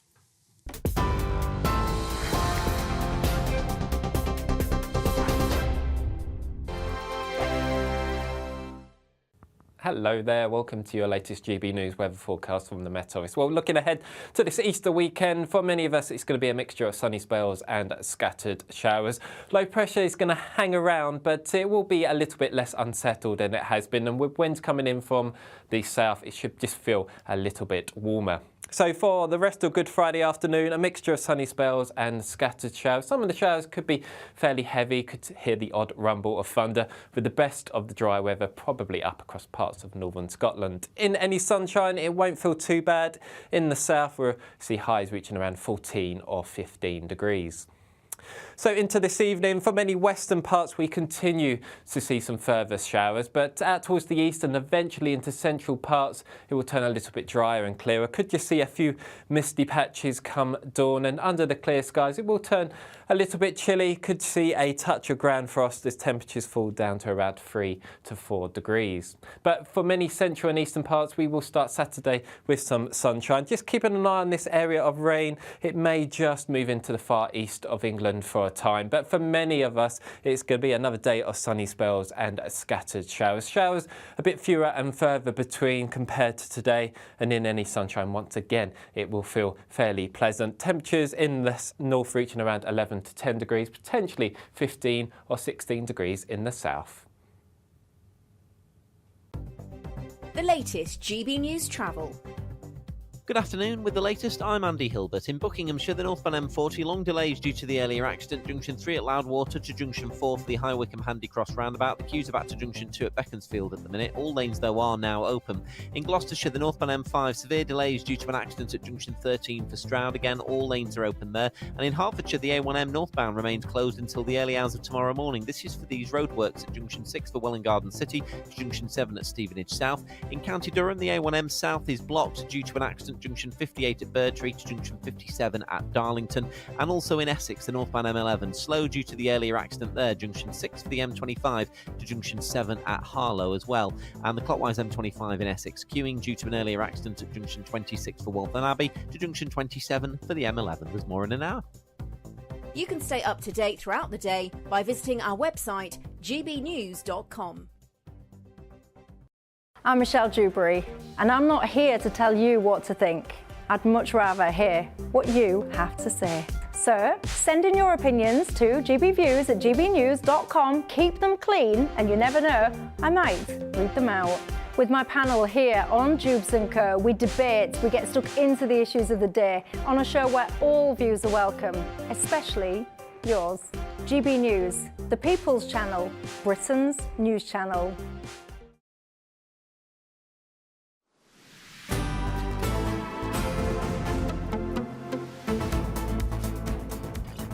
Good afternoon, Britain. It's 1:39 in the afternoon. Now, the Tavistock Gender Identity Development Service is finally closing for good this weekend, 2 years after a damning report highlighted major concerns. Well, our reporter Ray Addison joins us from outside this clinic in North London. Ray, incredibly controversial, this topic and this clinic. Obviously, we're not afraid to get stuck in and talk about it, so take it away. What's going on? Well, a real mix of views, as you said. It's very much a controversial issue, and it has been for many, many years now. So a real range of emotions as this clinic finally closes. Of course, you've got those who think that it was providing an essential service to young people desperate to change their gender, and others who claim that it was consumed by an ideology which overrode the need for proper medical ethics and standards. I mean, what we do know from that most recent interim CAS report is that children have been receiving these life-changing puberty blockers and hormone treatments instead of psychological treatment, which could have explored other options. And of course, if they'd gone down that road, then maybe some young people, and there's certainly plenty of young people out there who say that they wouldn't have then ultimately changed their gender and changed their bodies forever. Now, many of the people that worked there did blow the whistle. They raised repeated warnings over many years. I spoke to the very first whistleblower, Sue Evans, raised her concerns back in 2005, and I asked her, with this closure now, are children safer?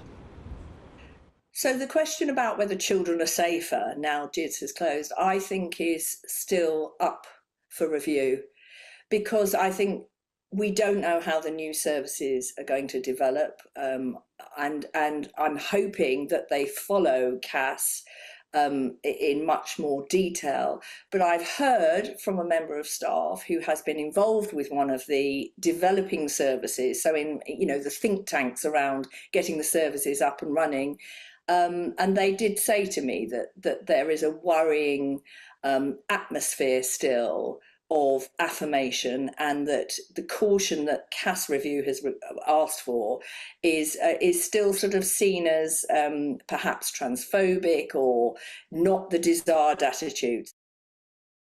Well, some people will be surprised that it's obviously been 19 years since these concerns were first raised by Sue. Since then, we've seen a number of reports. Obviously, the one we've all heard about is this CAS report. However, there was two other reports which were essentially buried and hidden from the public, and shocking indictment of the service that was provided here by medical experts who've reviewed the processes and just said it just wasn't really acceptable. There was no safety measures and there was no tracking to see what happens to the people that we treat as they continue with their lives, what changes do they undergo, and whether they regret the processes and the changes that they've been through. As of now, there's about 15,000 people on the waiting list to have their first appointment for gender treatment, so they'll have to rely on this new regional service. Thank you very much indeed, Ray Addison, for bringing us that outside the Tavistock Centre in North London. I think what Ray said there really summed it up. It was whistleblowers coming out to say that instead of providing therapy and holistic care for children who are having difficulties with their gender and with their body and not feeling like they were born in the right one, they were pushed towards the affirmation route and pushed towards life-changing treatments. And there will be lots of children, this may happen more in the future, young people coming out and saying, you know what, this clinic, these clinicians didn't treat me how I should have been done, and my life would have looked a whole lot different, perhaps if I'd had different type of support. It's amazing, isn't it? You've got essentially a hospital there, which would appear to be dedicated to the removal of biological and medical fact. Remarkable. And then it was allowed to carry on for so long that there were warnings, and we saw, did we not, a lot of mafia-style tactics from individuals who were saying, look, I think this is actually quite bad, being hounded and piled on by people online, and threats, etc. Obviously not coming directly from people at the Tavistock Clinic, but you know the kind of people online I'm talking about.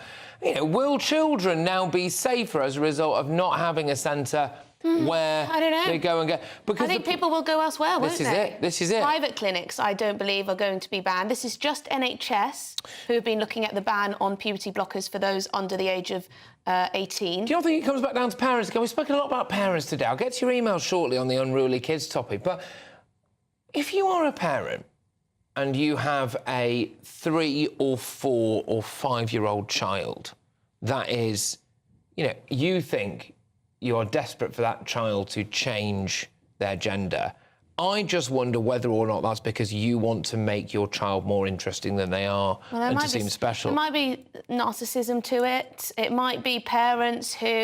I mean, I was listening to a parent talk about this who had a child, and she sort of went through this kind of exploration of the gender dysphoria with her child, and she said she was being encouraged by, you know, people online who were talking about children with gender dysphoria and how you can help them, and if you don't help them, then you're an awful parent, and if you don't help them, they could become suicidal, etc., etc., etc. But the conversation around whether you should affirm your child's gender dysphoria, i.e. if your child comes to you and says, you know what, I think I'm a boy, when they're actually biologically a girl, and you say, OK then, and you push them down that, you know, you support them through that. What if they change their mind? You know, it's very difficult indeed. But let's get to let us know what you make of that, of course. Yeah. But we've got some views coming in. One was very interesting from Joe. She says, last week I had something stolen from my front garden by 3 boys. I have Ring cameras, so picked it all up. Posted it on my local Facebook group with the pictures. An hour later, she says, I had a knock on the door. It was the parents of one of the boys apologising for what had happened and bringing the item back with the child. She says that's good parenting, and I hope those boys have learnt their lesson. She says, great to see you both on together. Happy Easter. Well, thank you very much. Thanks, Joe. Yeah, happy Easter, That's Joe. That's how it should go. But that is how it should go. And, you know, one of the things that when I was at school, it may shock you to know that I wasn't always necessarily the best behaved. And I used to be absolutely terrified. The phone, Mum or Dad's phone would go off and it'd be the school. And I'd have known that I'd been doing something that day that I shouldn't have been doing. I knew the school were going to call them. And as soon as that phone got off, I'd leg it. I'd get out of there. Because actually, I was more afraid, not that my parents ever did anything to me, but I was more afraid of their disappointment and having to have that conversation, etc., than I probably was with the teachers. That's clearly not the case anymore, is it, with a lot of these kids? Children should not be allowed anywhere near smartphones. It's all social media's fault, says Virginia. They should only have text phones. They're obsessed with it, spreading violence and disrespect with no sense of responsibility. Well, I think this is how the police found out about what was going to take place in Oxford Circus with all that looting and basically rioting of all those kids running down central London. It had all been organised on social media. You know, it was all Snapchat and Instagram saying, you know, we're all meeting up here, lads, let's go. I've got a funny... It's girls too, it's girls too. Look, Roy's been on. I think this might be a joke, Roy, but I'm not sure. Children being undisciplined started a long time ago. My eldest grandson was a lovely lad until he was 13. Then he was given a talk at school about children's rights. He's been virtually uncontrollable ever since. Children do talk about their human rights quite a lot. There was definitely a phase. That's against my human rights, miss. Yeah. You can't tell me to, you know, go queue up over there or wear my tie properly. Well, it's against my human rights. If you behave like a proper human, then you get more rights. How about that? But anyway, coming up. Easter getaway hell. Is it hell? We'll find out. With drivers in 3-hour queues and airlines cancelling 400 flights. Normal day at Ryanair, that. Sit up We'll have straight. the latest. We'll have the latest with travel guru Simon Calder after this break.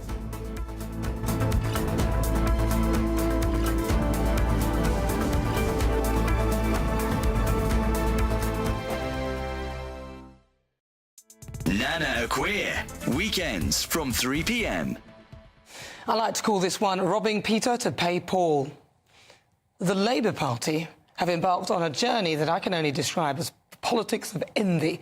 I think it's time we scrutinise their policies more closely and establish in our mind what a Labour government might mean to the education system.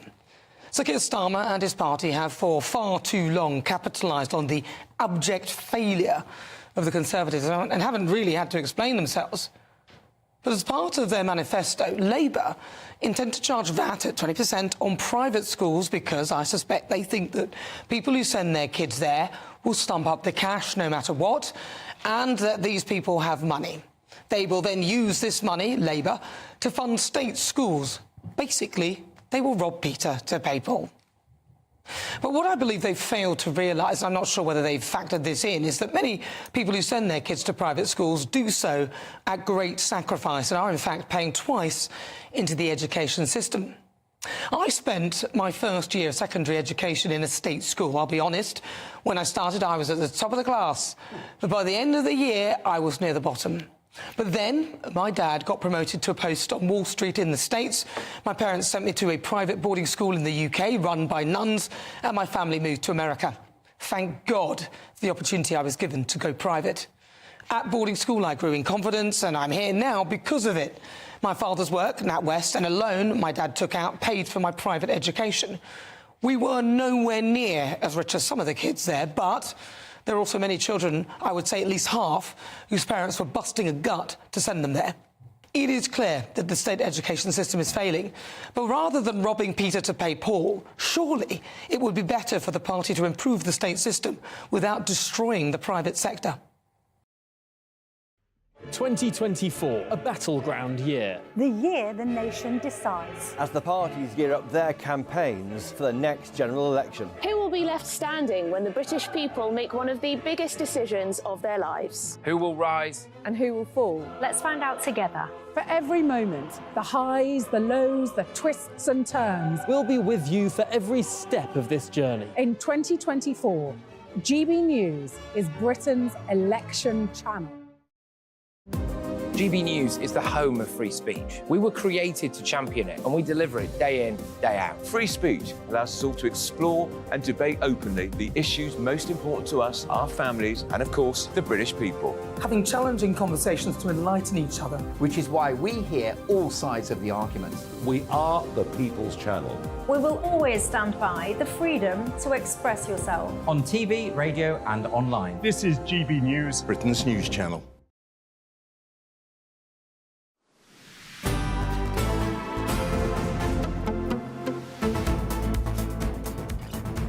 Well, it's 1:51. Travel hell. Or is it? Drivers up and down the country are on the move today.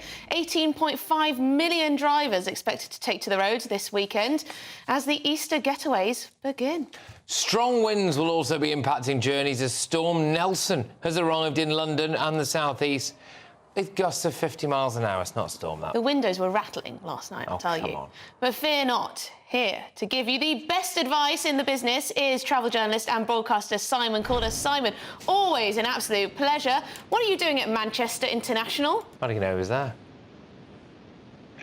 Well, good afternoon. Yes, very nice to see you. And I've been basically seeing how Britain's third busiest airport after Gatwick and Heathrow is shaping up in competition against the rest of them and in the face of having the busiest Easter in its history. Yeah, more people travelling out between Good Friday and Easter Monday than ever before. 320,000 of them from this airport alone. And of course, that assumes you can get to the actual airport and you're not going to be held up in traffic. Lots and lots of cars around, and that's causing many problems in various parts of the country. And well, on the railways, we know that things like the West Coast Main Line are going to be closed between Milton Keynes and London, which means that effectively the capital is cut off from Birmingham, from northwest England, from southern Scotland. We knew about that. What we didn't know was that actually Devon and Cornwall are going to be very difficult to reach because there's flooding in Wiltshire. As a result of that, there's no trains on the main line which runs from London Paddington via Reading to Exeter and onwards into Cornwall. Yes, no, an absolute shocker, obviously, and some winds, some strong winds of 50 whole miles an hour, which means we have to shut everything down, Simon, doesn't it? I mean, oh my gosh, I'm sure there are people right now, you know, in tornado and hurricane season all over the world here, just really praying for us over here that we can survive these 50-mile-an-hour winds. Simon, can I ask you something? Look, you're at Manchester International Airport there. It's coming up to holiday season, isn't it? We could argue we're in holiday season. You're very good usually at knowing where are some hidden gems for people to go away. I'm sick of the doom and gloom about there's too much traffic on the roads. Come on, Simon, where can we go to escape all of this? Well, I'm afraid the only place you can sensibly go is Albania. That's because we've just seen flights launch from here from Birmingham and from Bristol to Tirana, the capital of Albania. The fares are now looking pretty good, and so therefore if you want some Adriatic sunshine, and bear in mind this is a place just across from Corfu really, so it's absolutely lovely, really friendly, really inexpensive when you get there. But everywhere else, I've just been looking, if you wanted to get for instance from Manchester to Alicante this weekend, all but 2 of the EasyJet flights are sold out, and if you want to go on Monday that's going to cost you £335 one way, and that doesn't include your luggage. Well, Albania it is. Never thought of that as a holiday destination for myself, but, you know, why not? Why not? Simon, thank you very much for doing a stint for us from Manchester International. Good luck to you today. All right. Well, look, yes, loads coming away in the next hour. I'll bring you the latest on DUP leader Sir Geoffrey Donaldson's apparent suspension. More details on that. Stay tuned.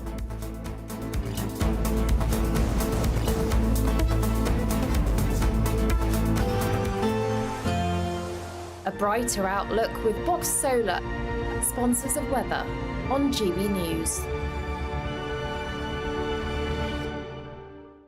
Hello there, welcome to your latest GB News weather forecast on the Met Office. Well, this Easter weekend, for many of us, we will see some sunshine, but there will still be some rain around. It's all courtesy of this area of low pressure. It's going to hang around for the long weekend, but with winds coming in from the south, it should feel a little bit less cold than it has been of late. So for the rest of Good Friday, showers becoming increasingly restricted to more western and northern parts of the country. Central and eastern parts turning dry overnight. Good to see a few misty patches come dawn, and also a touch of ground frost with temperatures falling down to about 3 to 4 degrees.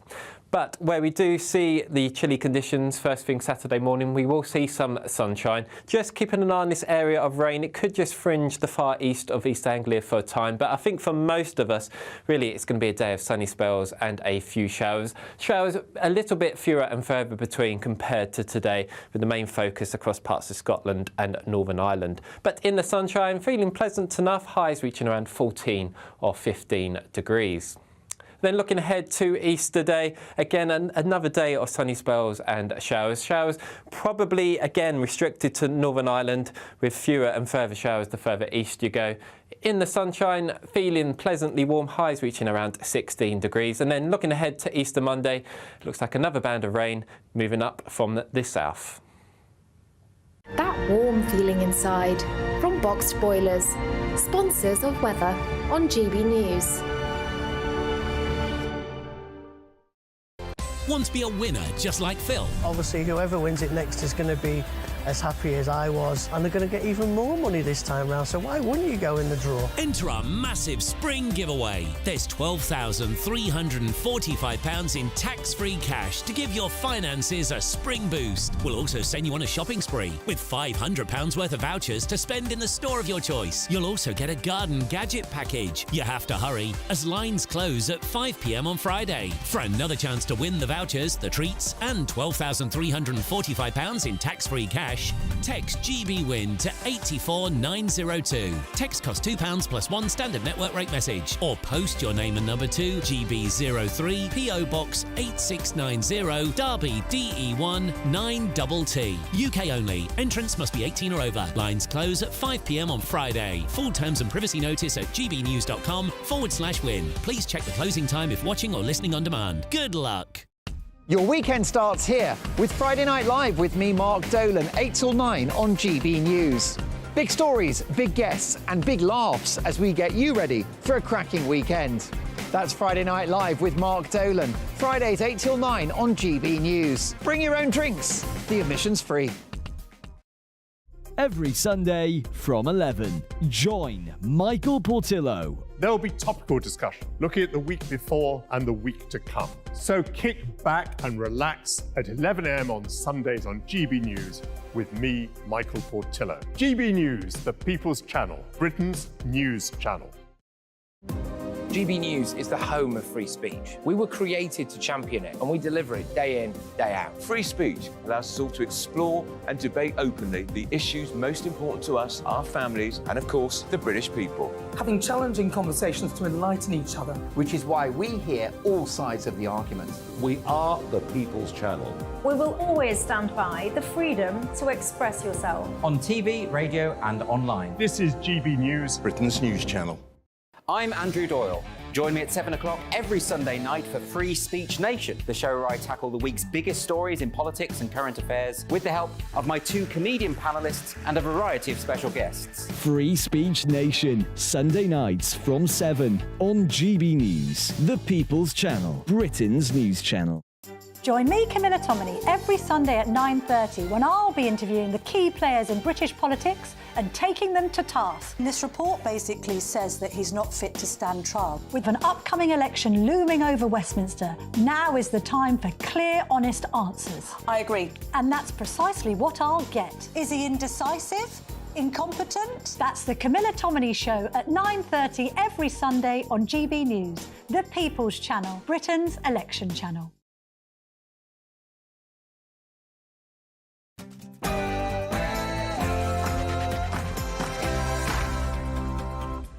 Good afternoon, Britain. It's 2 o'clock on Friday, the 29th of March. Breaking news in the last hour. Sir Geoffrey Donaldson resigns as Democratic Unionist Party leader. We will bring you the latest live from Belfast. And Sunak allegedly refused to discuss mass immigration with his own immigration minister. Got working-class Tories switching to reform. Has the Prime Minister all but given up? And how long can Keir Starmer stand by his deputy Angela Rayner? The clock is ticking. Well, it certainly is. Now, why can't men have their own spaces? What's wrong with it? OK, woke feminists are protesting outside the Garrett Club demanding that it lets women in. But hang on a minute. Is this really all that feminists have to worry about in the year 2024? Can't they leave men alone?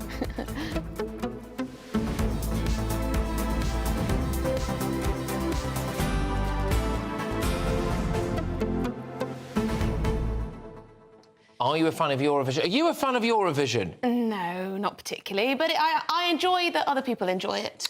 Right, well, our entry, seriously, Ollie Alexander, is now facing calls to boycott Eurovision because Israel are in it, OK?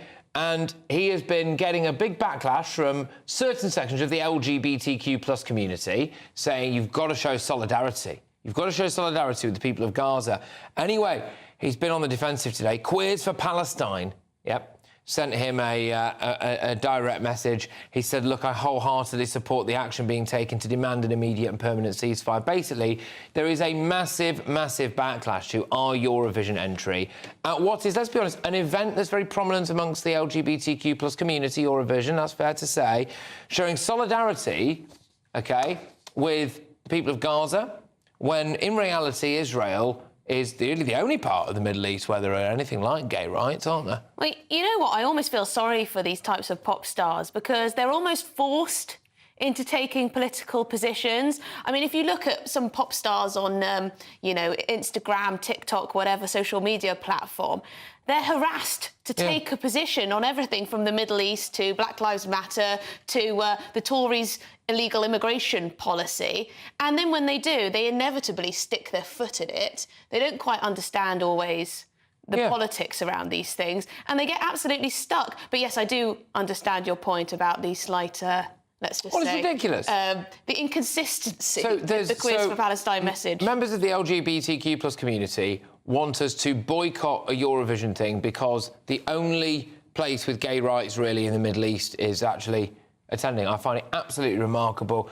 I bet you my bottom dollar that Ollie Alexander will either pull out or there'll be a massive Palestinian flag at some point during his performance. Anyway, all of this to come and much more after your headlines with Sophia.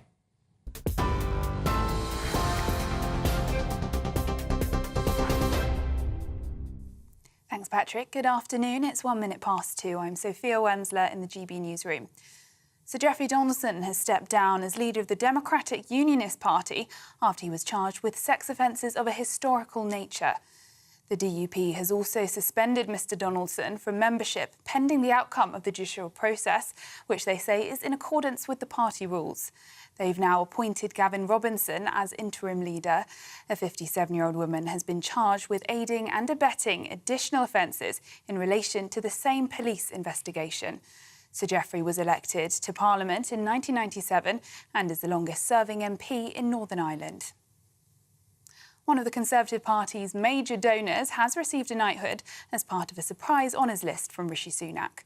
Mohammed Mansour gave £5 million to the Tories last year and is a senior treasurer for the party. He was knighted for what's described as services to business, charity and politics. Other recipients include MP Philip Davies, who is also a former presenter on this network. The timings of the list is unusual, coming while Parliament is in recess and on the eve of the Easter bank holiday weekend. We asked people in Hull what they think of the Tory MPs receiving honours. Think much of anything. One or two of them most probably try, but to me, majority of MPs are like bananas. They're bunched together, they're all yellow, there's not a straight one among them. But it's self-serving, isn't it? I mean, these people reward themselves for what? I don't quite understand. I don't get it. It's just a con, really. You know, it's to just they give the Conservative or the Labour Party money for they want favours in return. So this is the problem. Documents have revealed that the Post Office was aware of errors in its Horizon IT system, despite bosses proceeding with prosecutions. More than 900 sub-postmasters were wrongly prosecuted due to supposed losses flagged by a faulty computer system. A draft report carried out by Deloitte was commissioned by the Post Office in 2016. It shows that top managers knew that financial discrepancies may not be the fault of sub-postmasters, but continue to fight them in court regardless. A spokesperson for the Post Office says it remains fully focused on supporting the inquiry. A 19-year-old man has been charged with attempted murder and possession of an offensive weapon after a stabbing on a train on Wednesday. Rakeem Thomas has been remanded into custody. He'll appear at Wimbledon Magistrates Court. It's after an incident between Beckenham Junction and Shortlands train stations. The alleged victim, who is in his 20s, was taken to hospital, where police said earlier that he was in a critical but stable condition. Police are appealing for help in their search for a man suspected of raping 2 women in London in separate incidents 4 years apart. The first attack took place in Westminster in 2018, followed by another incident in Shoreditch in 2022. The offences were being investigated as separate crimes, but forensic work helped draw a link between them. The Met has released an EFIT image, and anyone who thinks they may have information is urged to contact police or Crime Stoppers. In other news, the task of clearing Baltimore's port will take considerable time after President Biden committed $60 million to rebuilding the collapsed bridge. It's after a cargo ship crashed into one of the key bridge's foundations on Tuesday. The enormous wreckage remains in the port, with the ship measuring about as long as the Eiffel Tower. Maryland's Governor Wes Moore says they're facing an incredibly complex job to reopen the port. And in case your Easter weekend isn't quite sweet enough, Jerry Seinfeld is to star in a new film about the origin of the Pop-Tart. The legendary sitcom actor is also making his debut as a director in the story of how 2 rival cereal companies raced to create a pastry that would apparently change the face of breakfast. It's a dream project for the comedian, who says he's been working on the story for several years. Unfrosted, the Pop-Tart story also features Hugh Grant and Melissa McCarthy and will premiere on Netflix on the 3rd of May. And for the latest stories, sign up to GB News Alerts by scanning the QR code on your screen or go to gbnews.com/alerts. Now it's back to Patrick and Emily.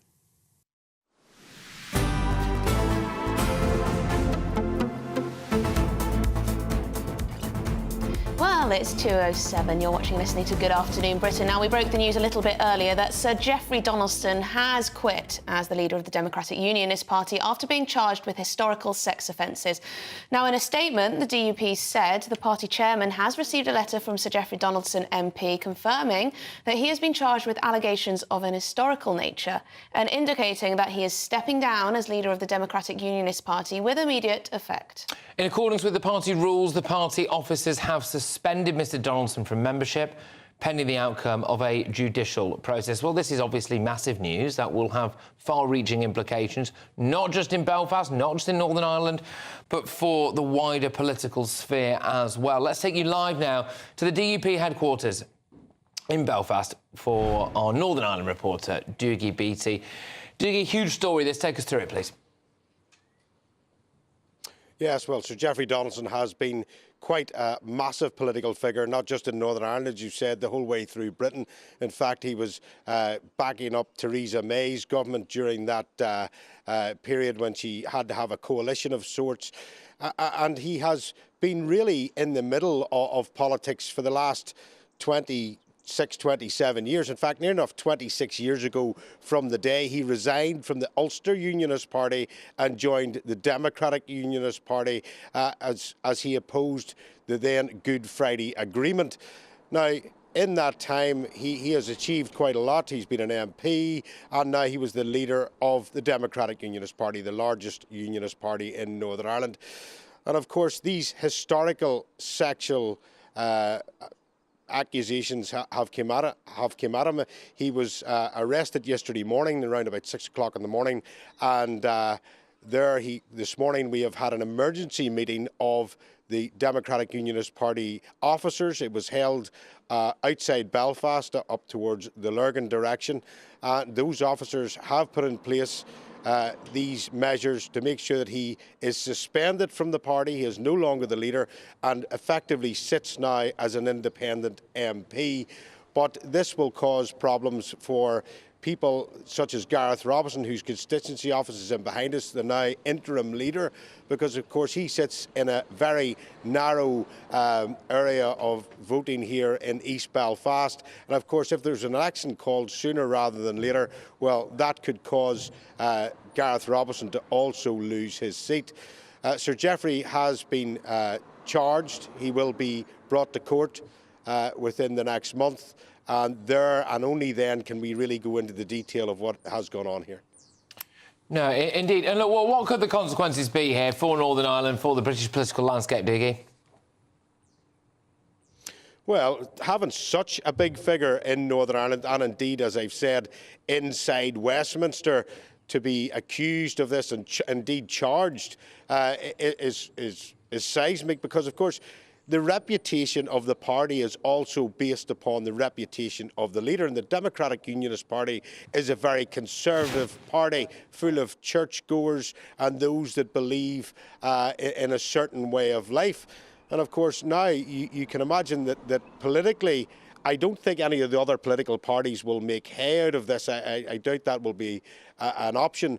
But of course, there will be questions now around why Geoffrey Donaldson got to this point of the party and how was it kept from the party at that stage. I know, talking to senior members of the party this morning, indeed last night when I was trying to stand the story up, that most of them were completely shocked. I mean, he was due to go to a breakfast event yesterday morning. He didn't arrive there, and only when I had questioned one of the people that were going to be there did the penny drop with them that this was indeed the case. Geoffrey Donaldson has always been seen as a very safe and conservative pair of hands, not just inside Northern Ireland, but inside British Parliament. And he has been involved in those negotiations that brought Stormont, of course, back after those 2 years down because of the opposition to the protocol and framework document. And already I'm just noticing that there is questions being asked on that. So it may actually throw Stormont back into some sort of flux at this moment. Well, thank you very much indeed, Doogie Beattie there, our Northern Ireland reporter who is in Belfast. Well, in other political news, a new damning poll for the party suggests that Reform UK is now more popular than the Conservatives among working-class voters. So the people who were so critical to Boris Johnson winning a stonking majority in 2019. So it looks as though the working class are deserting Rishi Sunak. Shock horror, you know, you put a public school head boy in charge and... Quite a few to the Reform Party, it seems. Well, this comes, of course, as a row over the sale of Angela Rayner's council house a decade ago continues to heat up, causing trouble for the Labour Party. Of course, the deputy leader continues to deny any wrongdoing, but she is still refusing to publish the personal tax advice she received over the sale of one of her homes. Well, for more on these big stories now, we can go to GB News' political correspondent, Catherine Forster. Catherine, thank you very much. Can we please start with what's going on with Rishi Sunak, because there's actually a little bit of an audio clip, I believe, as well, which I'll play now, from Danny Kruger MP, so Tory MP. Let's just hear what he had to say about reform, and then we'll get the reaction off the back, Catherine. I think that the obstacle to conservatism is the Conservative Party, and I kind of get what they're saying. They're sort of destructive force. I think it would be a tragedy if they did end up replacing us. But their general critique of what's wrong, I think, is mostly valid. So two standout lines for me in that, Catherine, which is that, I mean, he's entertaining the possibility of reform wiping out the Tories. He's also saying that their general critique of everything that's wrong is right. So, yeah, not great, really, for Rishi Sunak, is it? No, really dreadful. Rishi Sunak seems to have nothing really but bad days. And even on Good Friday, there's now a row about a knighthood for a Tory donor that gave the party £5 million. So, yes, Danny Kruger of the New Conservatives basically saying that, yes, he understands why people are attracted to reform, that they say that the Conservatives are not conservative enough. And, you know, that this is an absolute disaster potentially for the Conservatives because the polls are closing. Richard Tice told me a few weeks ago he expects them to be level pegging with the Conservatives by the summer. Now, amongst working class voters, they've overtaken the Conservatives. They've overtaken the Conservatives in the north.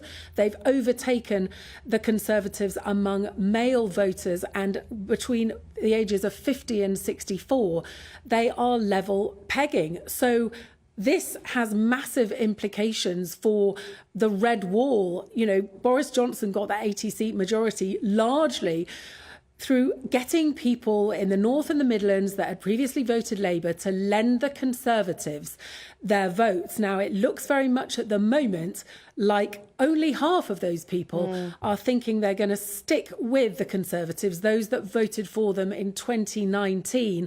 And about a third of them are currently thinking they're going to vote for reform. And it's now at a point where some Conservative MPs are saying, well, wouldn't it be a good idea for us to do some sort of deal with Nigel Farage, because Nigel Farage is chair, he's not that actively involved, but if he became involved, things would obviously be even worse. Some suggestions that he could be offered the UK ambassador to the United States, and now Labour have come out today and said Rishi Sunak needs to stop this right away, to say categorically this won't happen. They want to say, a potential threat to relations and unity going forward with Russia.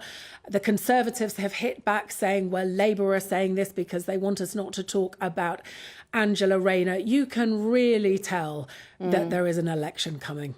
Now, Catherine, Danny Kruger, New Conservatives, leader of the New Conservatives, he doesn't represent necessarily the whole parliamentary party, though, does he? His views may well go down well with Conservative voters and those who are looking towards reform, of course. But there is this stonking divide, isn't there? This considerable divide within the parliamentary party. Rishi Sunak, I don't get the impression he'd be comfortable moving towards Danny Kruger's position, moving towards the reform position. Very difficult for Rishi Sunak to know what to do. Wow. Very difficult, because whatever he does, he's going to lose voters one way or the other, because, of course, voters in the Red Wall, although voters up and down the country are concerned about taxes, about public services, the cost of living, voters in the Red Wall often are looking for something a bit different, more concerned with immigration, more concerned with the small boats, whereas people in the supposed blue wall in the south likely to take a rather calmer view about those things, likely to be less impacted, frankly, by illegal migration or the levels of net migration. So it's looking like that coalition of voters that Boris Johnson managed to get and sort of straddle in 2000.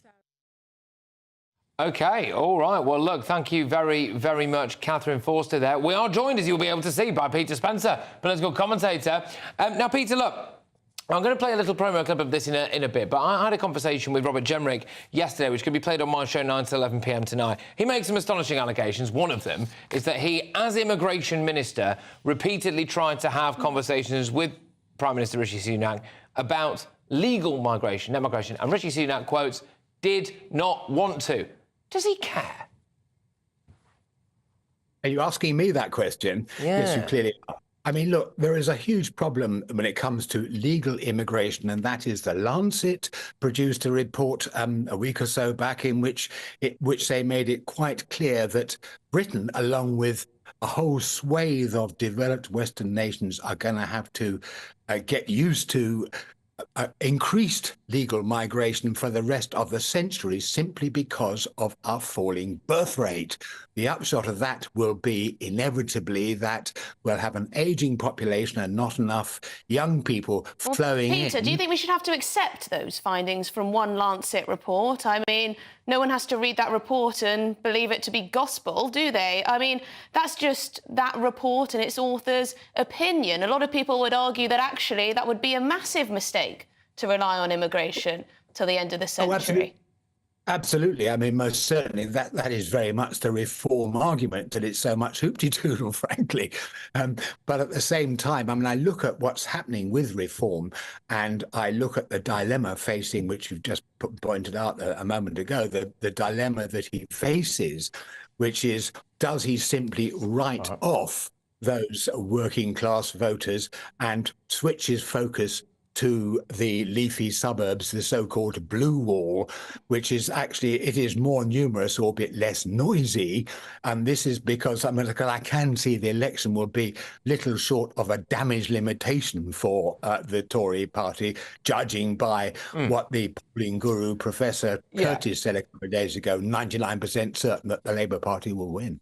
Yeah, and he's come out and already he's rolling the wicket for this, saying I was given a hospital pass by Boris Johnson, all of that stuff, which is amazing, given how keen Rishi Sunak was behind the scenes to come into power, and then decide that he wanted to hang his hat on banning smoking and giving us more A-levels, and then, you know, now scratching his head as to why people don't want to vote for him. Can we just pivot over to Angela Rayner, please, in the Labour Party, because she is in hot water and this isn't going away. It would all go away, Peter, just like that, if she decided to publish her tax information. Keir Starmer's now got himself in more than a little bit of a pickle because he's saying, look, Angela's satisfied me with this. I'm absolutely fine to believe it. And then it turns out he is refusing to actually look at the evidence. What's going on? How long can Starmer back her?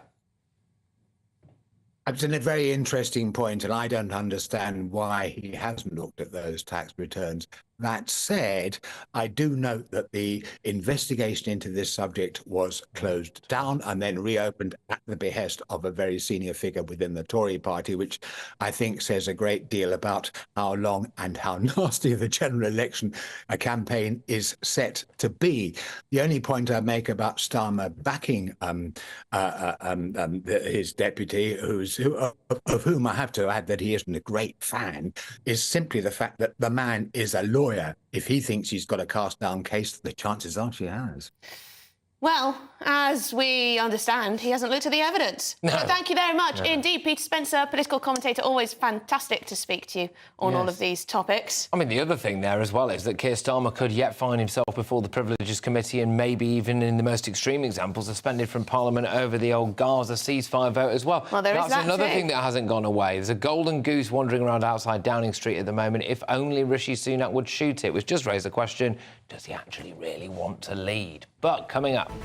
Should women be allowed at the Garrick Club? Should men be allowed their own spaces? This is because this 200-year-old London members club is considering letting in only certain female members after years of backlash. Is this really a feminist issue, and should men be allowed their own spaces? Yeah, men should be allowed their own spaces. They should be allowed their own spaces. What's the problem with it? And also, can I just say, it's all very well and good, but if you decide to let Cathy Newman into the Garrick Club and it just becomes her talking to John Soper, then I'm sorry, but no one else is going to turn up anyways. Added a bit of Stephen Fry. Oh, yeah, great stuff. Well, why don't they start a podcast? Oh, wait. Good afternoon, Britain on GB News. I'll see you in a sec.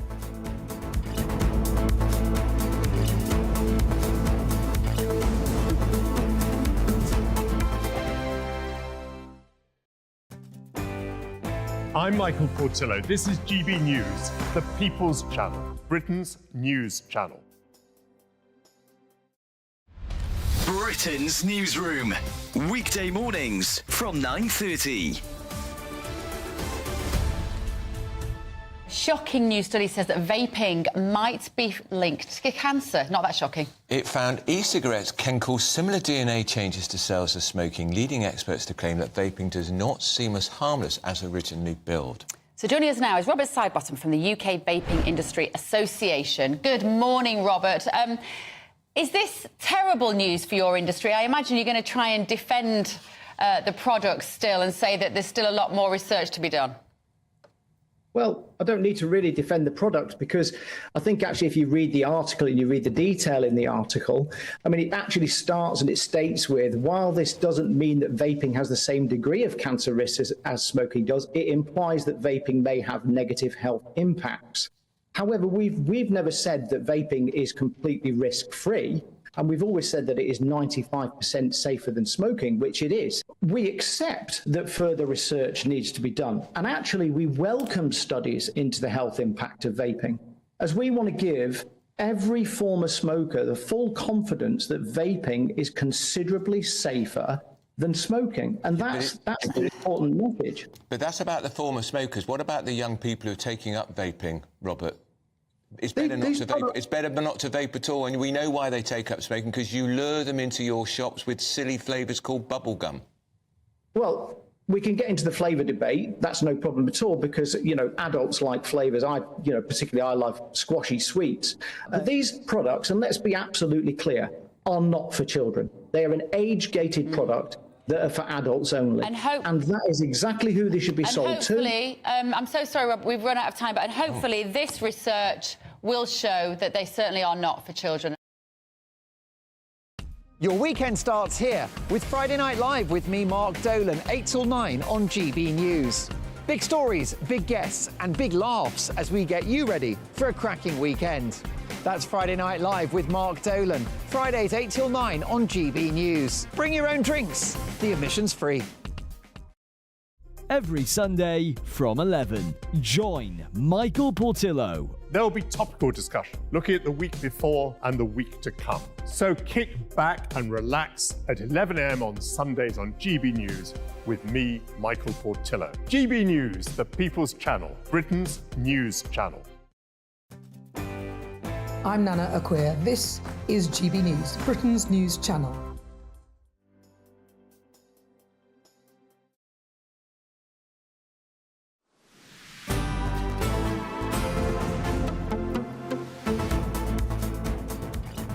Right, it's 2:26. You're watching and listening to Good Afternoon Britain with me, Emily, and him, Patrick Christys. Now, the Garrick Club. If you've heard of it, it is an exclusive male-only members club in London, and that's proving rather controversial these days, and they're being forced to consider accepting women for the first time in its 193-year history. Some of the men actually in the club are, writing lists of potential women that might be able to join them. Yeah. Apparently, this is progress. Yeah, I mean, the women on that list are exactly who you would expect. Can I also add, it's not that exclusive. They let Jerry Hayes in. Anyway, the establishment has often... Jerry Hayes is not here to defend himself. He doesn't want to defend himself. He's proud of it. He wears the tie on the telly.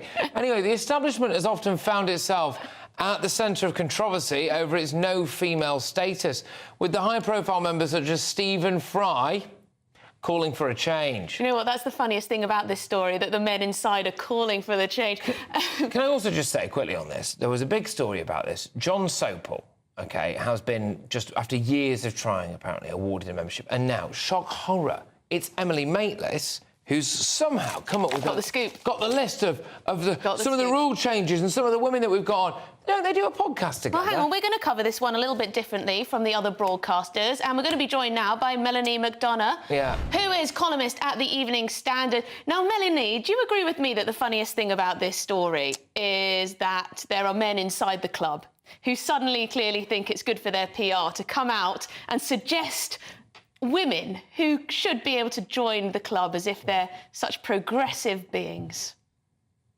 It's a second funniest thing about the whole thing. I agree that the other ones are extraordinarily shy. I do know a couple of people who will say out loud that they like being in a men-only club. But it must be said that the ones who are most of the fore at the moment are the ones who say that they want women to join, though if it's a secret ballot, who's to say? But the really striking thing about the thing is that the women who are getting terrifically worked up about this bastion of privilege are perfectly willing, in principle, to allow clubs like the Athenaeum or the Reform to continue in existence. And they cost a colossal amount to join. They are exclusive. You have to be proposed. They have got all the facilities that the Garrick have, and then some. They foster mutual support and friendship between their members. What exactly is it about these clubs that make them fine for these women, but the Garrick not? Because if you're, in principle, opposed to places where people can meet with colleagues or former school friends or indeed just friends and have a chat, well, isn't it a bit strange that they actually want to join it, that they're not opposed to these bastions of privilege in general? Melanie, I've heard some quite right-on male broadcasters today saying that we should shut down the lot. We shouldn't have any elite institutions like these clubs. But we just were showing pictures of a group of feminists who were storming the Garrick Club. Well, not quite, standing outside with lots of banners and protest placards, calling demanding women are let in the name of gender equality. I mean, is this really where we are with feminism? Surely there are bigger issues for women. Well, there is the University Women's Club, if they want to join that, if they're graduates. So there are some women-only spaces. But the point is really the question of freedom of association. If you're in a free country, you should be at liberty to associate with whoever you want. And if you want to associate with other men or other women, then I can't see any reason why you shouldn't be allowed to do it. Do you not think there is a point as well to be said about, is it not OK for men to just have a men's-only space? Is that not all right? Yes, it's fine. I mean, both sexes operate slightly differently in the absence of the other. So men do their thing when they're together, and they talk about men's stuff, and they can kind of be a bit louche away from the female gaze. And women kind of, I think, relax a bit more. At least, certainly I found that with single-sex women's spaces. And this is not a bad thing. I mean, it's not as if every single club, in fact, most of them, admit women. So if they want to join an exclusive and expensive club, then there are umpteen available. It's just that there remains one element of diversity, and they're talking a lot about equality, diversity and inclusion. But that one bit of diversity, which involves a single-sex space, they're not prepared to allow. And I think this is inimical to a free society. Yeah, and can I also just ask, do you think it really matters, this? You know, do you think it has an impact on the fabric of British society that there is a club called the Garrick Club that is male only? I know I'm invited to say it's not important, but actually I do think it's important that people should be at liberty to hang out with whoever they want. That, I mean, the only criterion really is that there shouldn't be any exclusion on the basis of race, and I can buy into that. But the whole idea that we should be barred from having single-sex spaces, I think is essentially unfree. And it's important that we should have freedom of association. And in that sense, the Garrick membership just affects a few hundred people. Well, 1,500 people, isn't it? And it wasn't really such a scoop for The Guardian because the membership list is sent out to every single member. So they just had to find one of the 1,500 to hand it over. So not such a scoop. But I think it is important as a general principle that people should be allowed to hang out with whoever they want. Yeah, I agree. I think it's just an easy target. Thank you very much, Melanie McDonough, columnist at the Evening Standard. She's got a great piece in the Evening Standard if you fancy checking it out. An easy target because they just fill it full of weak blokes now, don't they? I mean, some of those feminists who were outside the Garrick Club, yes, they find sexism everywhere, regardless of whether it's actually there. It's all about elitism, isn't it? Yeah. Oh, I look forward to more scoops that definitely haven't come from John Sopel to Emily Maitlis. Do we need more prisons? Former Immigration Minister Robert Jenrick says it's the only way to keep the public safe. We'll be getting the opinions of a former prisoner after your headlines with Sophia.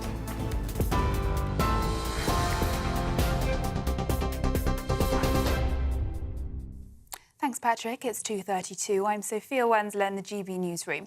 Your headlines. Sir Geoffrey Donaldson has stepped down as a leader of the Democratic Unionist Party after he was charged with historical sex offences. He's also been suspended from the party pending the outcome of the legal process. They've now appointed Gavin Robinson as interim leader. A 57-year-old woman has been charged with aiding and abetting additional offences in relation to the same police investigation. Sir Geoffrey was elected to Parliament in 1997 and is the longest-serving MP in Northern Ireland. One of the Conservative Party's major donors has received a knighthood as part of a surprise honours list from Rishi Sunak. Mohammed Mansour gave £5 million to the Tories last year and is a senior treasurer for the party. He was knighted for what's described as services to business, charity and politics. A 19-year-old man has been charged with attempted murder and possession of an offensive weapon after a stabbing on a train on Wednesday. Rakeem Thomas has been remanded into custody. He will appear at Wimbledon Magistrates Court. Police said earlier that the alleged victim, who is in his 20s, was in a critical but stable condition in hospital. Police are appealing for the help to their search for a man suspected of raping 2 women in London in separate incidents 4 years apart. The first attack took place in Westminster in 2018, followed by another incident in Shoreditch in 2022. The Met has released an EFIT image. Anyone who thinks they may have information is urged to contact police or Crime Stoppers. And we're in for a blustery Easter weekend with strong winds and even some flood warnings in place. There have been long queues at Dover's busy port, with strong winds making for a choppy journey across the channel. A yellow warning is in place across large parts of England throughout the day. And the RAC is warning motorists to take care on the roads, with around 14 million car trips expected over the holiday. And for the latest stories, sign up to GB News Alerts by scanning the QR code on your screen or go to gbnews.com/alerts.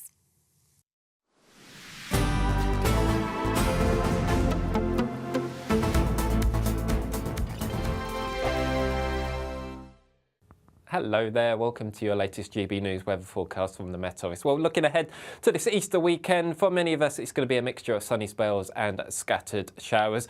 Low pressure is going to hang around, but it will be a little bit less unsettled than it has been, and with winds coming in from the south, it should just feel a little bit warmer. So for the rest of Good Friday afternoon, a mixture of sunny spells and scattered showers. Some of the showers could be fairly heavy, could hear the odd rumble of thunder, with the best of the dry weather probably up across parts of northern Scotland. In any sunshine, it won't feel too bad. In the south, we'll see highs reaching around 14 or 15 degrees. So into this evening, for many western parts, we continue to see some further showers, but out towards the east and eventually into central parts, it will turn a little bit drier and clearer. Could just see a few misty patches come dawn, and under the clear skies, it will turn a little bit chilly. Could see a touch of ground frost as temperatures fall down to around 3 to 4 degrees. But for many central and eastern parts, we will start Saturday with some sunshine. Just keeping an eye on this area of rain. It may just move into the far east of England for a time, but for many of us, it's going to be another day of sunny spells and scattered showers. Showers a bit fewer and further between compared to today, and in any sunshine, once again, it will feel fairly pleasant. Temperatures in the north reaching around 11 to 10 degrees, potentially 15 or 16 degrees in the south. The latest GB News travel. Good afternoon, I'm Samantha Dean. In the East Riding of Yorkshire, the M18 northbound exit slip road's partially blocked. Heavy traffic due to an accident at the M62 at junction 35. In Northampton, the M1 northbound slow traffic one lane closed due to an accident between junction 15A at Towcester and junction 16 at Daventry.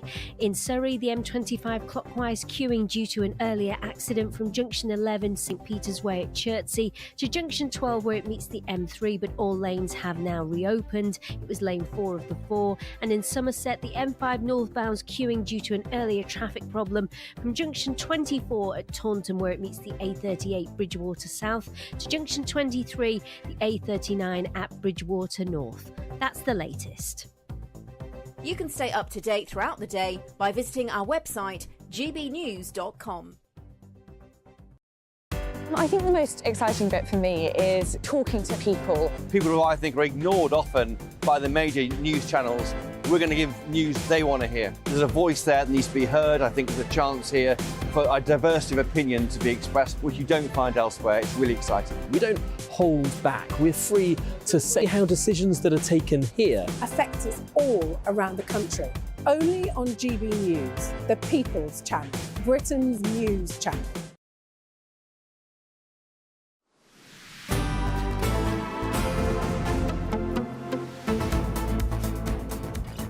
Well, your views have been absolutely fizzing in over the idea that we can have all male spaces in Britain. We are, of course, talking about this private members club, the Garrick Club, but I was just wanting to flip it on its head and go, you know what, women outside, so-called feminists outside, complaining about it all. Actually, is it just that they don't want men to have a little space? Isn't it OK for men to be able to go somewhere? Well, in the break, Patrick said, you know, what if I turned up outside a women's club and demanded to be let in? And I said you'd probably get a restraining order. Yes, somebody did make the point that might make me look a little bit like a pervert, so I probably won't do that. I didn't want to use that word, actually. So it should remain male, said Simon. The Women's Institute does not allow male members, apparently, says David. Well, they've had a row over transgender. They have. There are a couple of ladies-only golf clubs, apparently, says Leslie. There we go. Sheila says, this is a good point, we have women's spaces, so leave the men their space. I went to a coffee morning where there were men. The ladies sat around one table while the men sat around the other, so why bother? Great show, Patrick and Emily. Thanks, Sheila. What's the problem with it, really, honestly? I mean, it's just a building in London. We've got loads of other buildings where blokes go. Only a very select group of blokes are allowed to go anywhere. I mean, that's the other argument. I couldn't just wander in there. It's not even my space. Do you know? Yeah, that's true. I mean, it's only a handful of men. Yeah. In the grand scheme of things. But I mean, the Garrett Club. I mean, the women who are outside the Garrett Club protesting to be let in. This isn't a positive campaign for women's rights. This is all about them hating these elite institutions and hating the patriarchy, wanting to smash any remnants that's left of the patriarchy. And I would argue very strongly that perhaps they should turn their attention elsewhere. All right, OK. Well, now, I sat down with former Immigration Minister Robert Jenrick. We cover a lot of different topics, actually. His answers are incredibly revealing, and he's decided clearly to come and shoot from the hip and speak his mind now. The full interview will be played on my show later on this evening, 9 to 11 p.m. But I asked him what he thinks needs to be done to improve Britain's current law and order situation. There's a little snippet of this now. We lock up more of these prolific offenders and just get them off our streets, keep the public safe. And to do that, we will need to build more prisons. But I don't flinch from that. I think we have to embrace that if it is a way of keeping the public safe. Right, very much getting tough on law and order. So joining us now is Mark Johnson, a former prisoner and the founder of User Voice, a charity working to reduce reoffending. Do you think, Mark, thanks for joining us, do you think that Robert Jenrick's got the right idea? We need more prisons, we need to get tougher? No, absolutely not. It was actually quite painful to listen to. It kind of panders maybe to a Tory vote, you know, winning vote sort of voter, but actually in reality, you know, if you look back 15 years now, we've had like 15 years of this political rhetoric. It started with the rehabilitation revolution. Can you remember David Cameron, hug a hoodie? You know, we're gonna really get under the skin of the causes of crime, etc., in the UK, and we're gonna, you know, have. And then you had the rehabilitation revolution, and then you had the transforming rehabilitation. All of it. You've had 25 justice ministers and prisons ministers over the last 15 years. And now it seems that they're abandoning. But Mark, surely, prisons aren't just about stopping reoffending, are they? Prisons are also about keeping the public safe. And if we have too many criminals who evade prison for one reason or another, perhaps because they're over full, then surely we do need more prisons. That is what we need. But what you've had is an abandonment under this government of effective sentencing and effective rehabilitation programmes. What they've used the criminal justice system for is literally vote winning, you know, pandering to Tory voters. Can I just interrupt there, Mark, and just say one of the reasons why we have a problem with sentencing is because we haven't got enough places in prison to put them, which implies that we might need to build a few more prisons now. Well, right now, you know, before COVID, it was 84,000. Now it's 88,000 in British prisons, and their plan was always to knock it up to 120 over the next couple of years. The truth of it is like what kind of model have we got to look at the evidence?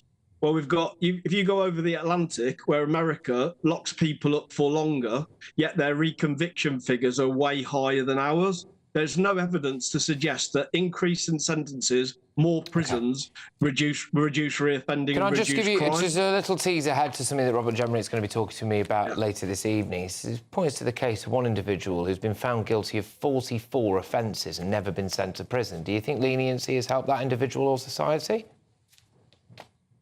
It's not leniency. I'm not talking about leniency. I'm talking about effective sentencing. I go to prison all the time. I've actually been to prison, but I work in prison, and I'm shocked at the deluded mindset of the people that the prison system are releasing. Recently you've got the 35-day early release scheme that the Joint Select Committee has voted in. That it's got a blanket early release program for people that up to 4-year sentences. And if that's successful, they're going to increase that to 60. What nobody's asking is what happens in the four walls of a prison. I'm leading on a project at the moment. There's Dame Cara Black. 300 million has gone into drug programs in prison. 300 million. Today, 60% of all heroin addicts being released from British prisons do not make it to a GP surgery on release. Okay, there's one prison in the north that's 85% of drug-addicted prisoners do not make it to that's a prescribing GP. That's not like an effective drug treatment program. So all we're doing is we've got this group of people. Let's face it, the conditions in prison are better for a lot of people than actually their lives outside. And until we start to get under the skin of what we do with this group of people whilst they're in prison, we're going to continue, and you get this rhetoric of going, yes, let's just increase sentences. There's no appetite to actually look at the professionals and science behind what is going to work for our society. They're just abandoned it. Apparently, in Britain, about 52% of all crime is committed by just 9% of people. And I'm sorry, but if you did lock up that 9% of people, then crime would halve, wouldn't it? Well, let's use the analogy, right? So, lock them up. Do you want to pay for it? Can we afford to pay for it? Okay, and then are you more than happy to expect them to do exactly the same on release from prison? That's what we've got. 22 hours a day in a 10-foot by 8-foot cell with all of these deluded, revolting and vulgar, some of the people... Is it not enough to want to put you off committing crime? No. Because the reality of it is, it's a lifestyle. In prisons, their lifestyle in prison currently is better than outside. And until we get effective drug treatment, work programs, housing, addressing housing, we're not going to ever get to solve it. So the rhetoric of just increasing sentences and more prison sentences, I would absolutely agree that prisons are the places that you can really get under the skin of the causes of why people commit crime. But you don't. They're neglected group of people. And it's just not happening. I think you raised some really good points about what's actually happening in the prisons, and once criminals go into the prison, are they just going to come out and reoffend if they're not actually getting any of that support that's needed? And you can't just lock people up forever. No. Unless they've you think it should. Exactly. Thank you, Mark. Really appreciate your time. It's been great to speak to you. Mark Johnson, former prisoner and founder of User Voice, a charity working to reduce reoffend. I mean, there's a lot of people who commit, let's say, non-violent crimes. You're not just going to lock them up no, of course not. And throw away the key, are you? But there has to be a deterrent. There has to be a deterrent. And prison has to be a deterrent. And we can't simultaneously hear how awful prison conditions are, how terrible it is, and how people are it's against their human rights to bang them up for 22 hours a day or whatever it is, and then simultaneously be told that actually they don't really care going in there and it doesn't have any deterrent whatsoever. Yeah, but I think it's different things. So, for example, if you've been in gangs, your life has been at risk for years and years and years. Being in prison, yes, the conditions may not be very nice, but at least you have the security of knowing where your next meal's coming from. At least you have the security of knowing that someone isn't going to stab you. But look, the next day, mostly on that stop and search. Yeah. Right? People were saying, it's inherently racist, or we shouldn't do it, we should roll back on stop and search. Knife crime epidemic. Absolute knife crime epidemic. Yeah. Every other day on Twitter, you see someone pulling a machete out of someone's back pocket and sometimes using it, etc., etc. So the argument there for me would be, well, we need more stop and search, right? Well, then isn't it the same kind of Venn diagram group of people who then say, but if you go prison doesn't work, let's scrap it? If you go into prison as a drug addict and you come out as a drug addict and there's absolutely no support for you when you come out, I mean, what hope do you have to not reoffend? But yeah, fair enough. There you go. No, fair enough. I would quite like to see more prisons, but there we go. Anyway, well, I think we need them. Just a heads up as well, very quickly, that interview is tonight, 9 to 11 p.m. with Robert and Jeremy. Now, moving on. It is indeed. Well, police have issued an urgent appeal to help locate a disabled boy's specially modified van that was stolen in East London. We're going to hear from the mother of that child very shortly. This is a really tragic story. Let's find these people.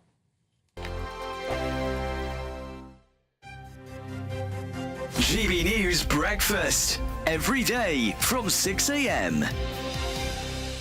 It's the first time we've had an admission from someone who, at least used to be very senior in the party, saying that this election is not about winning, really, for the Conservatives now. It's about mitigating the losses. There is broad recognition that this election has already been lost and that it's about damage limitation.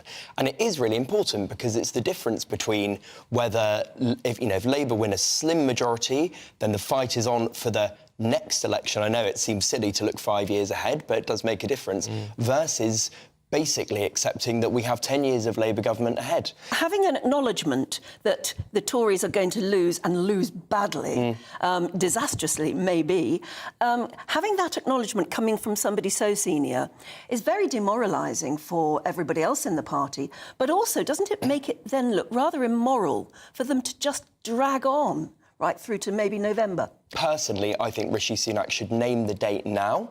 I think he should name it for October or November. In terms of reform, if they're only 4 points behind the Conservatives in the latest poll, do we need to stop the narrative, which we have been using legitimately, saying, well, they're doing all right in the polls, but they won't win any seats? Do we need to change that perspective now? I think it's really difficult to say. It depends on Reform's electoral strategy. There's a lot of evidence that in certain parts of the country with certain demographics, they do have a really good chance. So I think if they target seats in the Red Wall and other places where there's big disillusionment with the Conservatives and what they'd promised, I can't imagine that Reform are at the stage where they could take masses of seats. It's more about that portion of the vote that they'll be taking away that I think is going to result in that massive Labour landslide. Every Sunday from 11, join Michael Portillo. There'll be topical discussion looking at the week before and the week to come. So kick back and relax at 11 a.m. on Sundays on GB News with me, Michael Portillo. GB News, the People's Channel, Britain's news channel. I'm Andrew Doyle. Join me at 7 o'clock every Sunday night for Free Speech Nation, the show where I tackle the week's biggest stories in politics and current affairs with the help of my 2 comedian panellists and a variety of special guests. Free Speech Nation, Sunday nights from 7 on GB News, the People's Channel, Britain's news channel. Your weekend starts here with Friday Night Live with me, Mark Dolan, 8 till 9 on GB News. Big stories, big guests and big laughs as we get you ready for a cracking weekend. That's Friday Night Live with Mark Dolan. Fridays 8 till 9 on GB News. Bring your own drinks. The admission's free.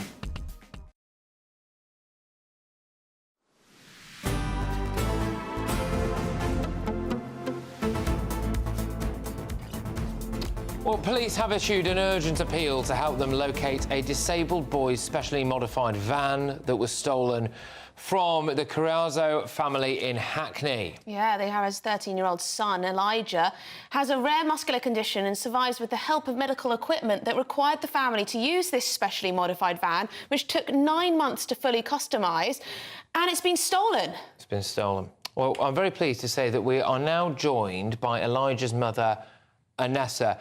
Thank you very much for joining us here on Good Afternoon Britain. Would you just like to tell us a little bit about what happened and the appeal to try and find the people that did this and find the van, please? Hi, thank you so much for this opportunity. We are humbled by all your help. Thank you. So basically, Elijah's a complexly disabled child connected to a machine to breathe. He's got tracheostomy, and basically he's got a life-limiting condition which has deteriorated over the last year. He travels to and from our house to any appointments and everything else because it's like moving his intensive care room to a van because his lifeline should always come with him. He can't breathe without a machine, and he can't breathe without all the suction machines and everything else that comes with it. So we travel in a safe adapted van for his needs, and basically it disappeared on Tuesday morning. It just parked in the estate parking, and that's where it's always been parked. And Elijah's 14, and we've not had any issues like this before, so it's a bit of a real shock to our system. I mean, I'm not surprised this has come as a shock. I mean, it's incredible that someone, whoever it is, thought that they could just take this van that your son needs so desperately to have. So where have you got to with the Metropolitan Police then? They're investigating this? Have they gotten anywhere with their search? Any suspects? What's happening? So it's an amazing support what we are getting from Met Police. They're updating us. Right at this time, they're still under investigation, taking any leads they can.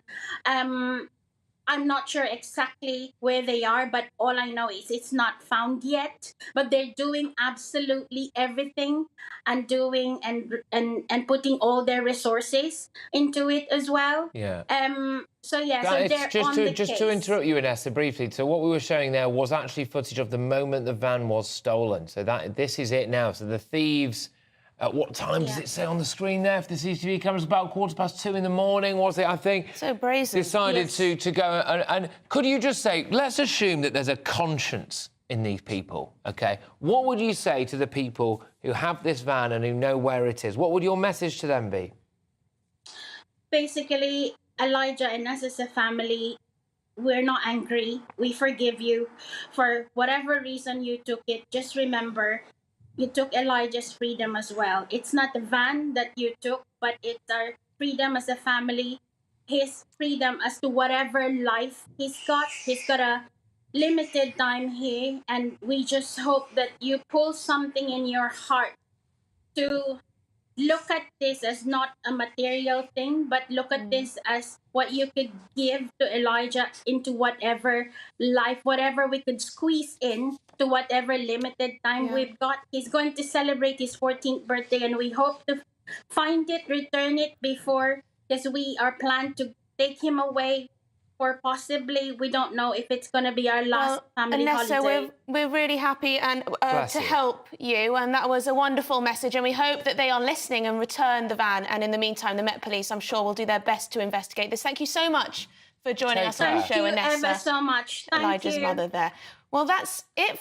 It's the final week to see how you could win big. You could win an amazing £12,345 in tax-free cash that you could spend however you like. Plus, there's a further £500 of shopping vouchers to spend at your favourite store. We'll also give you a gadget package to use in your garden this spring. That includes a games console, a pizza oven and a portable smart speaker, so you can listen to GB News on the go. You have to hurry, as lines close at 5 p.m. on Friday. For another chance to win the vouchers, the treats and £12,345 in tax-free cash, text GBWIN to 84902. Text costs £2 plus one standard network rate message, or post your name and number to GB03 PO Box 8690 Derby DE1 9TT. UK only. Entrance must be 18 or over. Lines close at 5 p.m. on Friday. Full terms and privacy notice at gbnews.com/win. Please check the closing time if watching or listening on demand. Good luck. I'm Michelle Dewberry, and I'm not here to tell you what to think. I'd much rather hear what you have to say. So send in your opinions to gbviews@gbnews.com. Keep them clean, and you never know, I might read them out. With my panel here on Jubes & Co, we debate, we get stuck into the issues of the day on a show where all views are welcome, especially yours. GB News, the People's Channel, Britain's news channel. I'm Christopher Hope. And I'm Gloria Di Piero, bringing you PMQ's live here on GB News. whenever Parliament